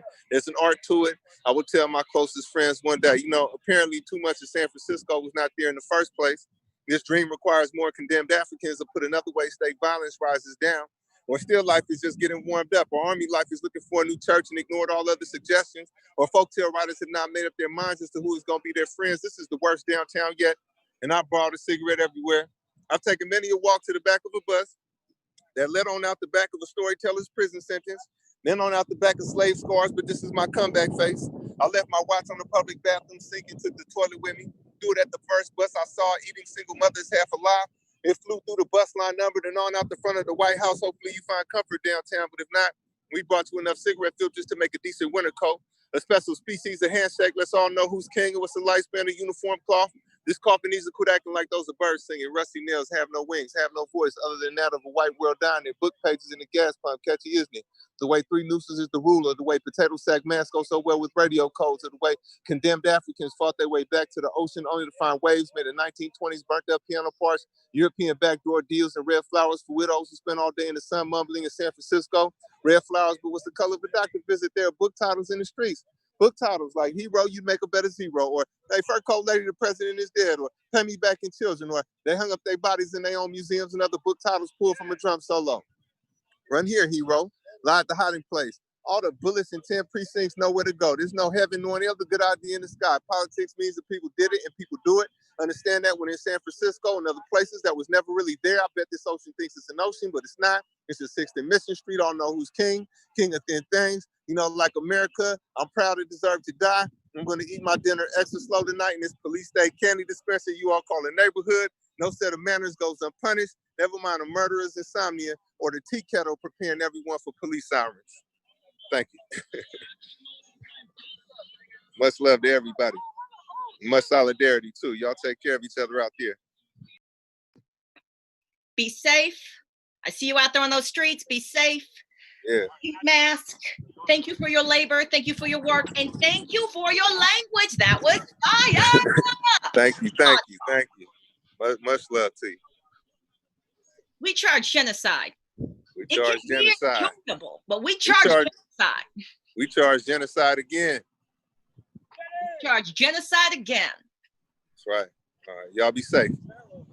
Thank you, Tonga. Yep. Up next, we have some amazing human beings, and I'm just going to take a moment again to lift up the way this event was produced. So we're in the middle of emergencies on top of emergencies on top of emergencies. So our entire producing team are people who are from marginalized communities already, who are already dealing with the life and the struggle and the extra work it is just being a human being in the United States. Then we had a global pandemic, and then we had this increase in violence that we're receiving. I reached out to as many producers as possible and created some kind of a producing structure that allowed us to have extreme flow in and out. In one of our meetings, Director Peter Kuo heard us talking about how we really wanted to make sure in our program, we must center Blackness, but we also wanted to make sure that we were talking about anti-Asian violence in the world. And how would we do that complicated thing? And Peter said, you know what? I have an artist you need to meet. And I was introduced to this artist, and I'm just so thrilled and happy that we're going to be able to experience some work. So Lisa Marie, we're going to be experiencing a collaboration between Lisa Marie Rollins, who's the writer and freelance theater director, and Amy Myung-Ginther, who's a theater maker, voice and speech specialist, and a professor at UC Santa Cruz. They did an investigation of the question of Black Asian solidarity, lifting and securing while still forefronting Black voices, while not diminishing the presence and extreme violence in Asian American life. This original piece was made specifically for us. We're deeply appreciative. I now give the camera, the stage, the microphone to Lisa Marie and Amy. And hopefully I've spoken slowly and long enough so that Alvin can make sure they are both on the screen together. Thank you all so much. Hey everybody, I'm Lisa Marie. Hi, I'm Amy Myung-Ginther. I'm not sure how best, it would be best if there's a way for our co-hosts to make it so that we can be side by side. If that can't be possible, I'd consider using speaker view, but you're going to miss out on things that are happening at the same time. So I don't know what's possible there. I think, I wonder, yes. I'm super comfortable with taking a moment to vamp and say hello to you as artists while Alvin figures some stuff out. Because I feel like if we give Alvin a second, yes, I think that they're doing technical magic right now. Got it. And so what I'll say is Peter hit me up, and then Claudia hit me up, and I am Afro-Pinay, so I'm Black and Filipina. And so I've been having this extreme reaction. I consider myself to be a Black feminist. I call myself a multiracial Black woman. I am an adoptee. I'm adopted by white people. So I grew up in a state of my multiracial body not being acknowledged at all, really, and really just Blackness. And so it wasn't until recently that I even began to consider myself a multiracial person. And so that's a whole other conversation, but I've been having these really strong reactions to the way that folks are showing up for Black Lives Matter, and the Filipinas for Black Lives Matter, the Tongans for Black Lives Matter, and all my Asian Pacific Islander folks. And I needed someone to talk to about this. And so I called one of my dear collaborators, Amy, and we are working on a musical together right now, and sat for about 2 hours talking about how we could investigate this question of Asian Black solidarity. And then we were like, yeah, we can't have that conversation for 2 hours with everyone. So what can we do in 5 minutes that can express some of the complexity that we are feeling in this moment and the sort of anger and pain that we're both feeling. And I'm gonna shut up for a second. And Amy, do you want to add something right now? Just that I love you, and I'm really grateful that we get to make art together in these times, and the good times and the not so good times. Yeah, I'm really happy to be here and create this piece.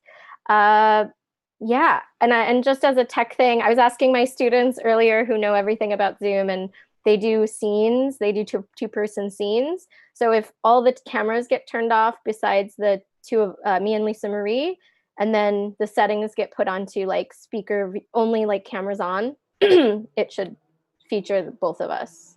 It looks like Alvin has both of us on his camera, or did have both of us on his camera, and not so much now. But yeah. So if folks maybe could mute theirs, that might help get Amy back on side by side with me. Amy, can you say something? Yeah, there we go. Yeah. Perfect. Okay. Okay. We're gonna dive in. All right. Okay. July 2016. Why I don't give a shit if the black man hanging from the tree in Piedmont Park, Atlanta, was a suicide or not. They say he climbed on top of a green trash bin to shimmy up the tree. In Korean culture, we have this concept, Han. It's sorrow and anger that grows from the accumulated experiences of oppression. They say there was a rope. What I know is that 2 men were shot down the day before his body appeared in the park. What I know is that Black people are dropping like crickets after a crop duster flies overhead. When people die of Han, it is called dying of hwabyong, a disease of frustration and rage. What if his body was already coated in blood from watching reels and miles and miles of footage of Black people falling? Hwabyong, a mixture of yearning, pain, bitterness, sorrow, a sense of incompletedness. What if he simply wanted to drop, join the pain overtaking him before he exploded? Arirang, Arirang, Ariro, crossing over Arirang Mountain Pass. To those who abandon me here, you will not walk 4 miles receiving before bullets, your feet he snapped himself with the satisfaction of escape. Arirang, Arirang, Arario.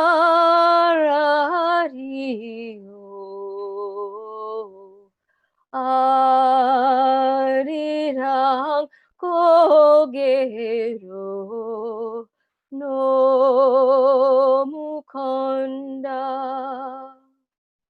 나를 버리고 가시는 님은 심리도 못 갔어 밥병난다. 아리랑 아리랑 아라리요 아리랑 고개로 너무 간다. 나를 버리고 가시는 님은 심리도 못 가서 밥병난다.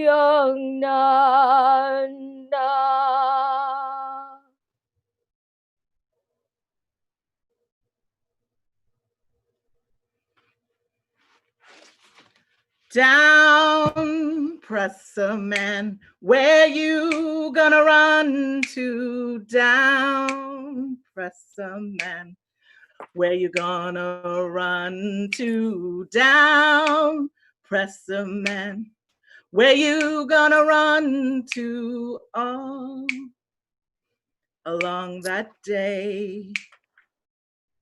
You're gonna run to the sea, but the sea will be boiling when you run to the sea. The sea will be boiling, you gonna run to the sea. The sea will be boiling all on Judgment Day. You're gonna run to the rocks. The rocks will be melting when you run to the rocks. The rocks will be melting when you run to the rocks. The rocks will be melting all on Judgment Day. So I say down, press a man. Where you gonna run to? Down, press a man. Where you gonna run to? Down, press a man. Where you gonna run to? All along that day.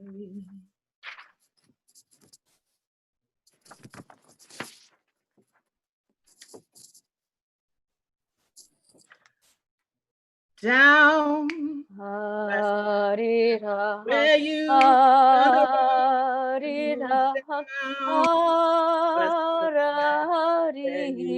gonna run to? Down, press a man. Run to all along the day. You're gonna run to the sea. Sea will be boiling when you run to the sea. Sea will be boiling. You're gonna run to the sea. Will be boiling on Judgment Day.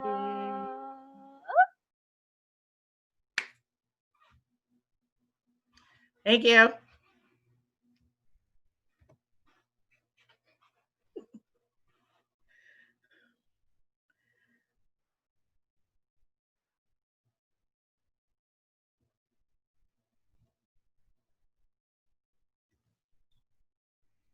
Thank you so much.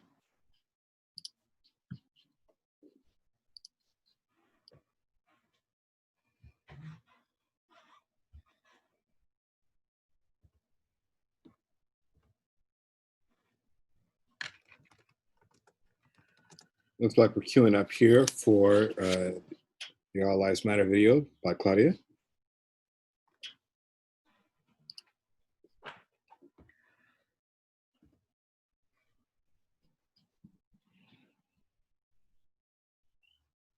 My colleagues, I'm not sure if my screen share actually worked successfully. Did you see the video that I was playing? Yes, we did. Yes, we did. We saw the video. There was no sound with it, though. There was no sound? All right, let's try that one more time. Thank you for your patience with technical difficulties. Because I heard your voice and I was like, there's something not right here. Let's try that one more time.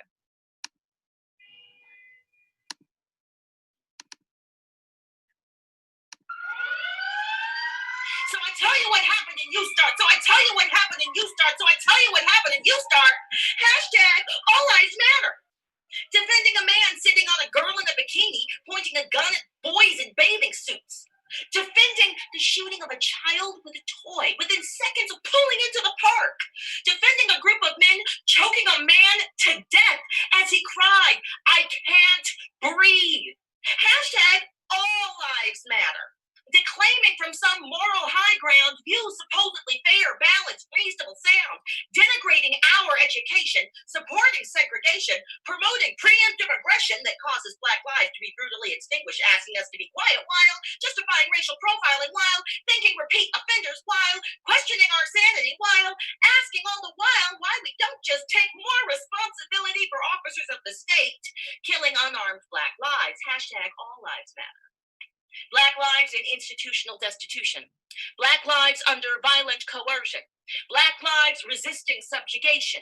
Black lives kept in debt. Black lives seen as threat. The surveillance of Black lives, legislation of Black lives, the subduing of Black lives, the containment of Black lives, degradation of Black lives, the neutralization of Black lives, the dehumanization of Black lives, the normalization of extrajudicial lethal force. Of course, all lives matter. Hashtag that's not what is happening, which is why we are saying Black lives matter. All lives matter should go without saying.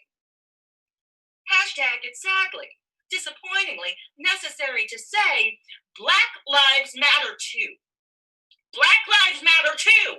Black lives matter. Black lives matter. Black lives matter.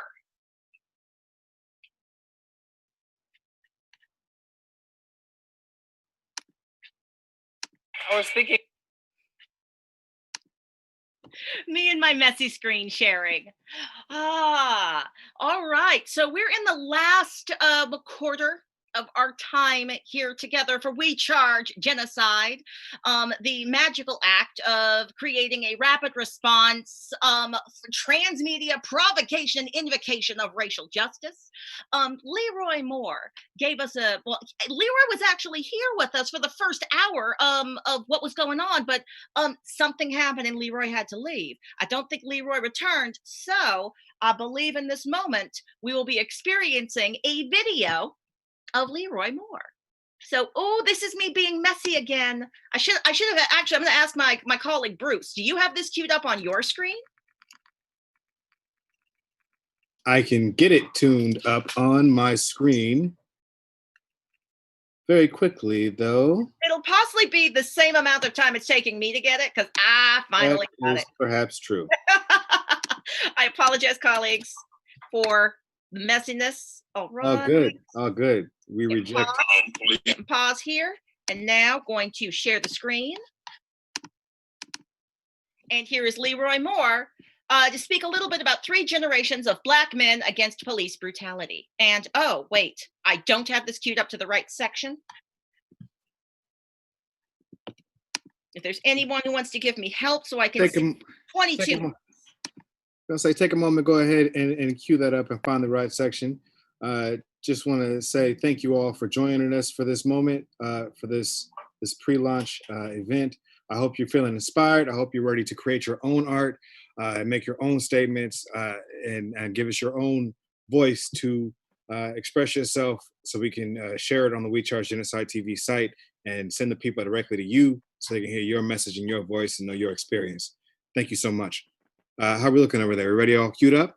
All queued up. Here we go. Leroy Moore.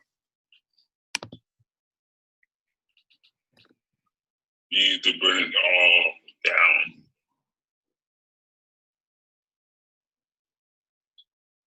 Three generations of Black men, my granddad, my father, and me, all fought against police brutality. And here I am in May of 2020, still talking about the issue. That tells you that he is protected by the system, by the president, all the way down to our mayors, to the judges, to the jury. It's protected. Because you can't have a system, you can't have a 3 generation of Black men fighting for it and very little changes. That tells you that the system wants it that way. And it tells you that the system is protecting police so they can continue to do this. So what can we do? We can be honest with ourselves. And we can really say that it's not about the system. It's about taking a step out side is really putting your life on the line. I'm not talking about physically, I'm talking about not being patted on the head, not getting that grant you want, not getting that promotion you want, not getting that book deal that you want. And also practicing what Poor Magazine preaches about knowing your neighbor. That's how you change it. Yeah, it's slow. It's a slow process. It's not a big movement. About knowing your neighbor and saying, "Hey, neighbor, can I call on you?"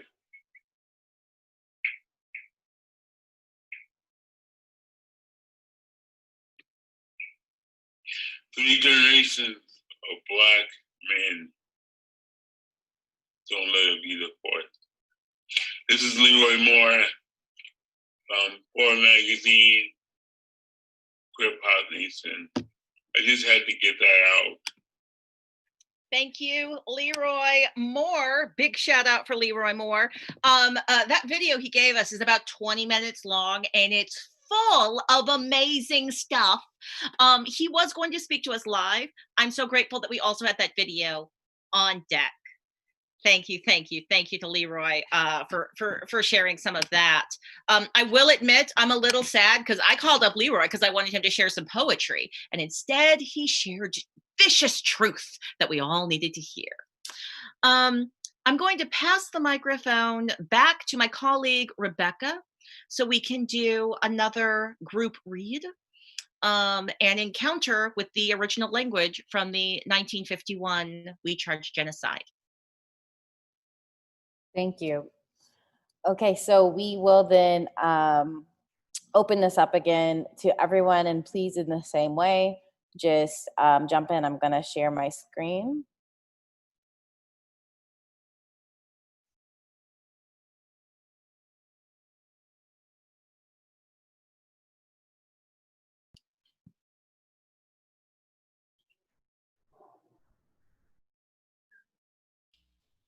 And it's the pink text, the highlighted text right there.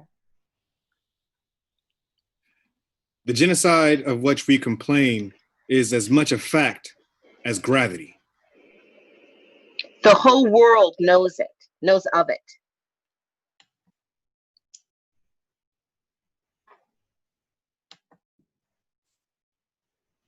The proof is in every day's newspapers and everyone's sight and hearing in these United States. In one form or another, it has been practiced for more than 300 years, although never with such sinister implications for the welfare and peace of the world at present. Its very familiarity disguises its horror.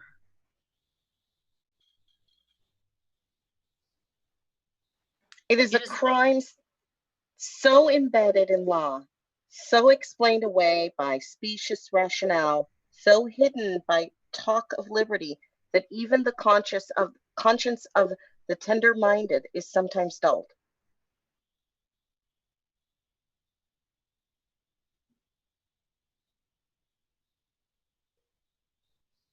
Yet the conscience of mankind cannot be beguiled from its duty by the pious phrases and the deadly legal euphemisms with which its perpetrators seek to transform their guilt into high moral purpose.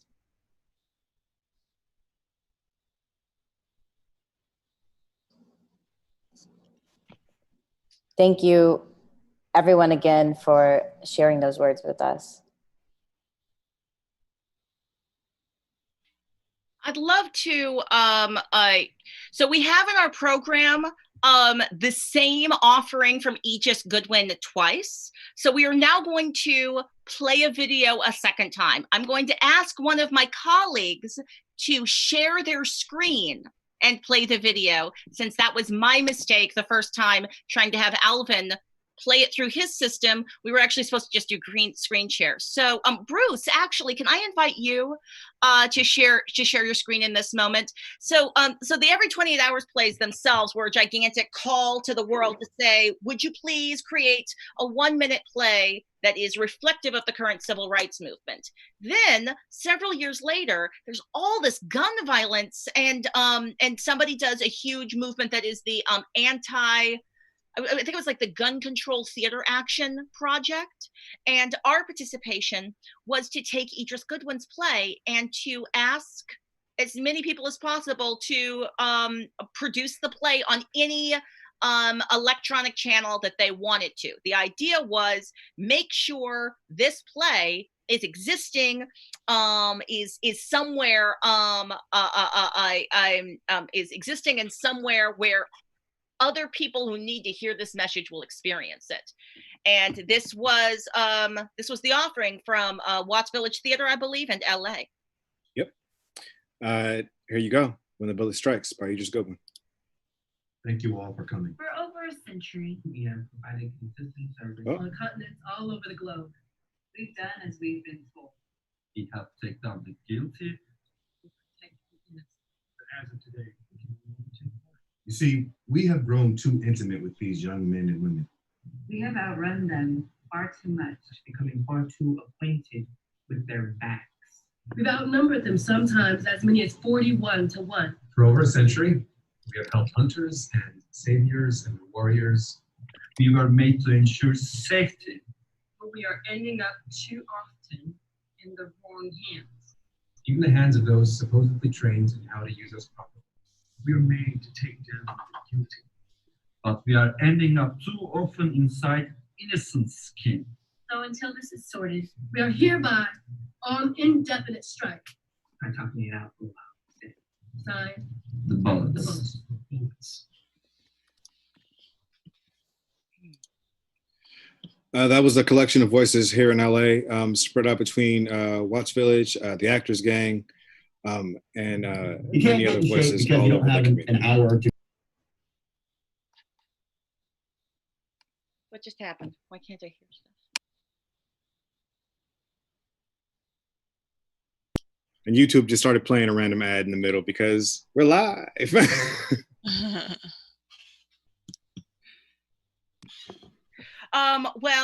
This is another moment of just transparent facilitation. I don't have to do too much of a transparent facilitation. Our next artist has been with us this entire time, but was watching from YouTube. So is now here inside the Zoom with us. I just thank you to everyone who has shared their ideas, their talent. We've talked about some hard things and reviewed some tough stuff. This is our closing 15 minutes together, and then we're going to be transitioning back into that hard world, or potentially back into more digital space. We might be inviting you to join us in the Discord for post-show discussion and conversation. But in the meantime, let me take the microphone and hand it to Nicole Salter. Hi, guys. Thank you for giving me the opportunity to join this conversation. I see some faces. Thank you for applause. I appreciate the faces of applause, and I appreciate the coming together this moment. Gosh, so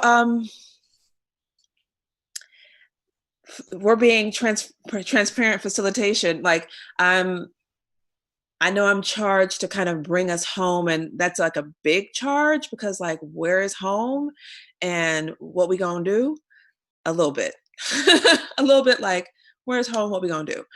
I feel like I want to read a speech that I gave to a convening at TCG that was meant for people of color, but I'm open to sharing it to whomever because I feel like it's the truth. So I hope that you can bear with me on that. At this time, I feel like we have an opportunity to do something different as much as we have a need to respond to what is happening right now. The speech that I gave was about grounding ourselves, and I was kind of riffing on August Wilson's speech to the field, the theater field, about how to ground ourselves, or he called his speech "The Ground on Which I Stand." So are y'all, let me just see if I can see y'all. Can y'all all, wherever you are, just find yourself in your seat and make sure you're grounded on your feet. And if you could just, even in this virtual space, we can't see each other. Can we just inhale and exhale together 3 times? So inhale, exhale, inhale, exhale, inhale, exhale on some sound. And feel free to call and respond throughout this talk with your reactions in the chat. Grounding, okay. There are only a few things for me that are truly grounding. Among them is the truth. And the truth is, my truth is, the ground on which we stand, the ground on which we all stand is shaky. It's cracked. In some cases, it's gaping. It's shifting. Real talk, some things are literally crumbling all around us. These events have shaken the earth. But it's not the first time the ground has been shaken. And let's face it, we're used to having our worlds rocked, we people of color. We've become adept at dealing with viruses and brutality. These viruses, that is, entities that invade our cells and use our energy to multiply their image. And smallpox, yellow peril, syphilis, typhus, Middle Eastern respiratory syndrome, enslavement, colonialism. Yes, we have all inherited some shaky ground. And in that sense, as a current generation alive and still repping our bloodlines, I suppose we could declare victory over those past viral mentalities. After all, we're here, alive, still kicking. Some might say surviving those viruses has made us stronger, immune even, perhaps. Yet if we're being completely honest, we cannot deny that we have suffered many casualties on the viral front lines. We're still here, yes, but at great loss. Many of us have lost the natural evolution of our sense of self-determination and identity. We've lost our values and the ability to create social systems that reflect the truth of nature. We've lost a culture of balance for a culture of dominance.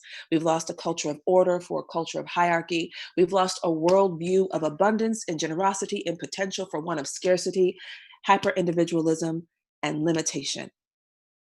We've lost our language. We've lost our land. We've lost our history. We've lost our familial connections. We've lost our food. We've lost our spiritual practice. We've lost our sacred cultural expressions to commodification and misappropriation. We've lost our health. We've lost our wealth. We've lost our voice. And then sometimes we've lost our mind, pun intended. Many of our people have suffered because of these past viruses, these current viruses. Many have been systematically humiliated, hunted, scapegoated, tortured, neglected, exploited, marginalized, criminalized, dehumanized, maimed. Many, many have died. Many, many have been murdered. And that's the truth. But we are still here. And yet, in an ironic twist, it's our survival that has allowed many of us to become more susceptible to these particular viral attacks. Many of our adaptations and coping strategy has actually resulted in us having more risk factors that make us even more vulnerable. Our people are more likely to be uninsured medically. Our communities are more likely to be discriminated against at a hospital. Our communities are more likely to have their physical and psychological pain go unacknowledged and untreated. Our communities are more likely to distrust the healthcare system and to refuse to engage it at all. Our people are more likely to live in substandard housing, to experience discrimination. Our people are more likely to live in multi-unit dwellings. Social distancing is a privilege. There's an old saying that if white America is sick, Black America has pneumonia.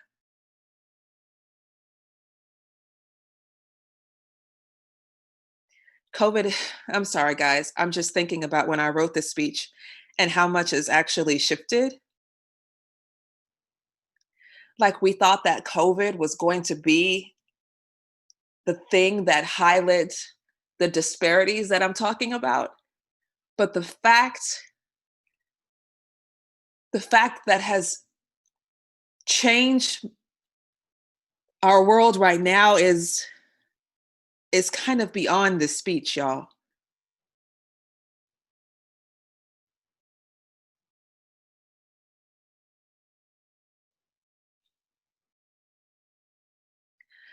I just want to skip forward in it.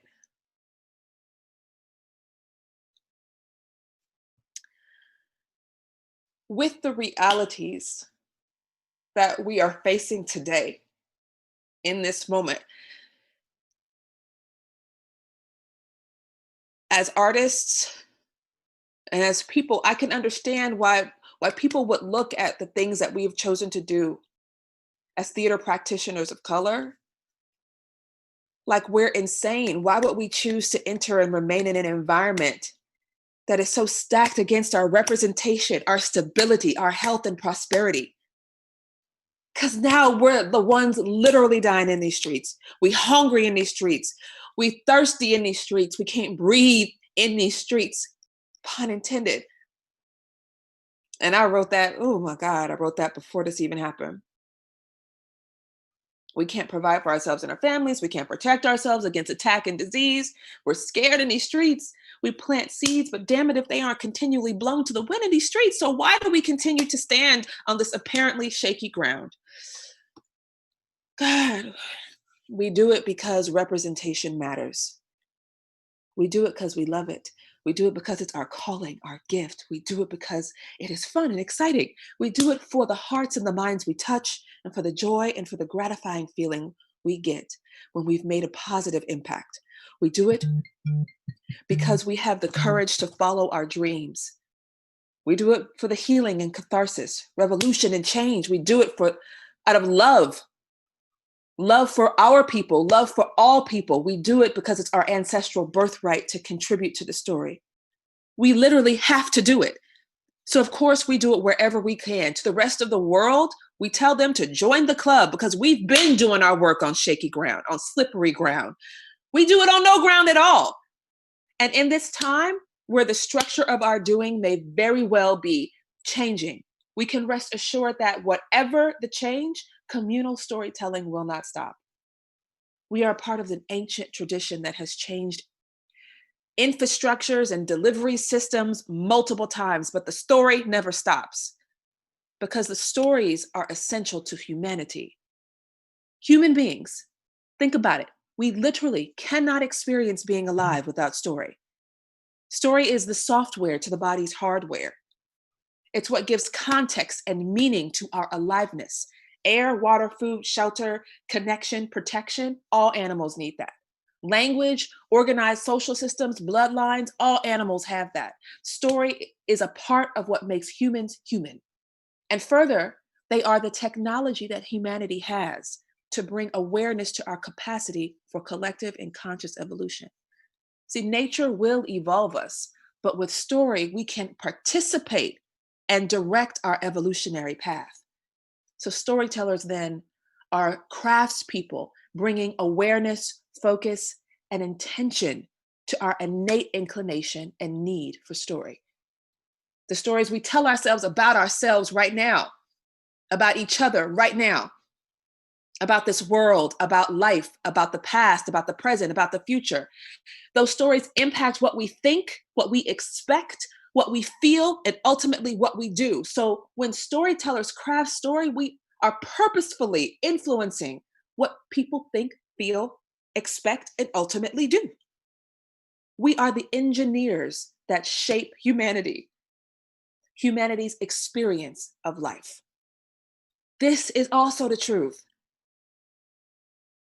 This is also the truth. This is also the solid ground on which we stand.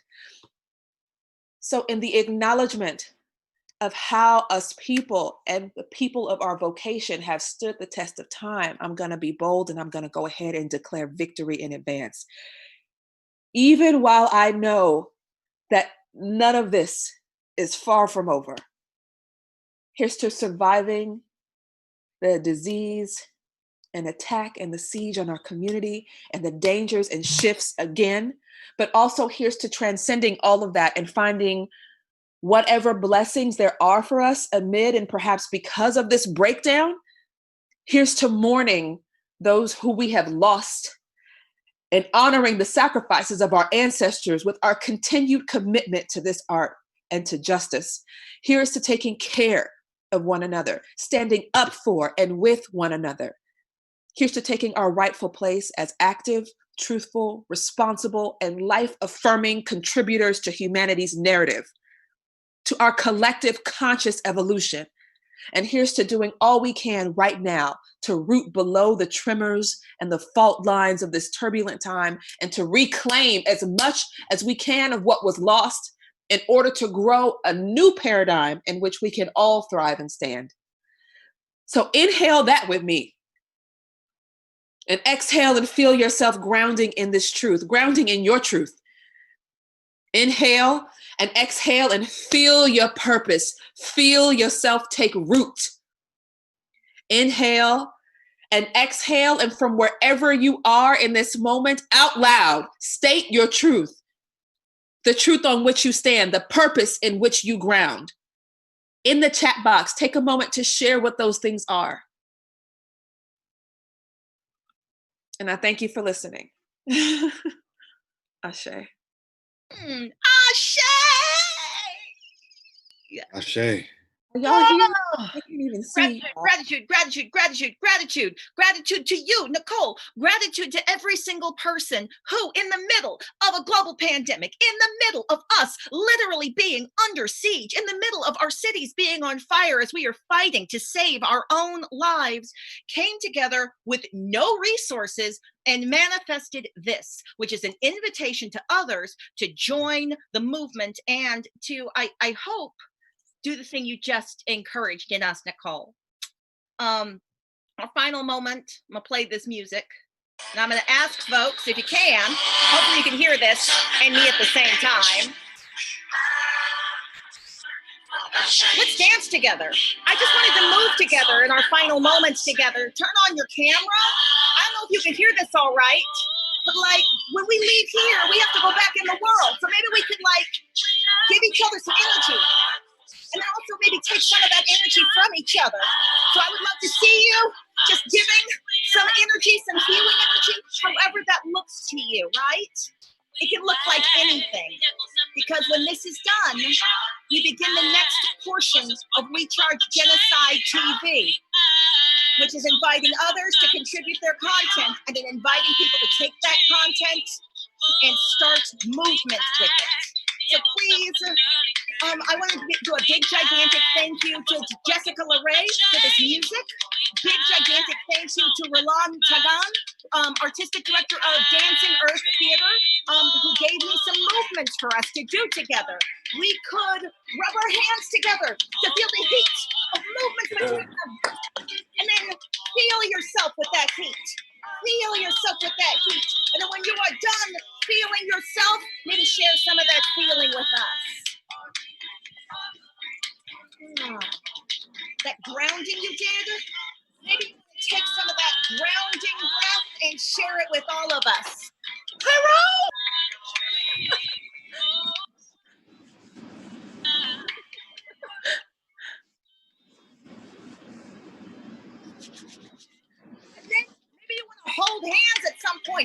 must all hold hands with each other.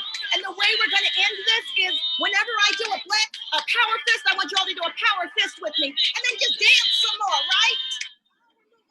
And then whenever we do the power fist, y'all join me in this power fist together. But then we're just going to dance around and move our bodies. Feeling good. You got this, my friends. Power. Power. Then we're dancing around. We're sharing all of this good vibes with each other. And when the music ends, we're all going to say, I love you. We're going to turn off our mics and say, I love you. When the music stops, Black Power Fist, and then we say, I love you, okay?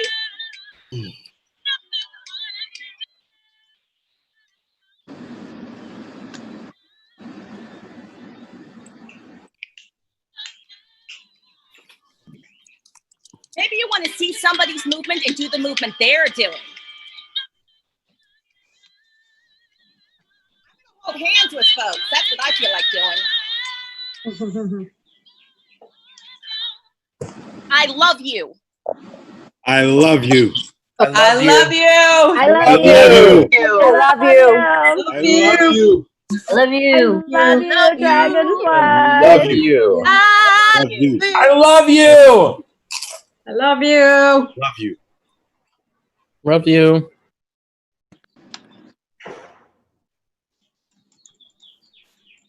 Dragonfly. Dragonfly's hair is super fly.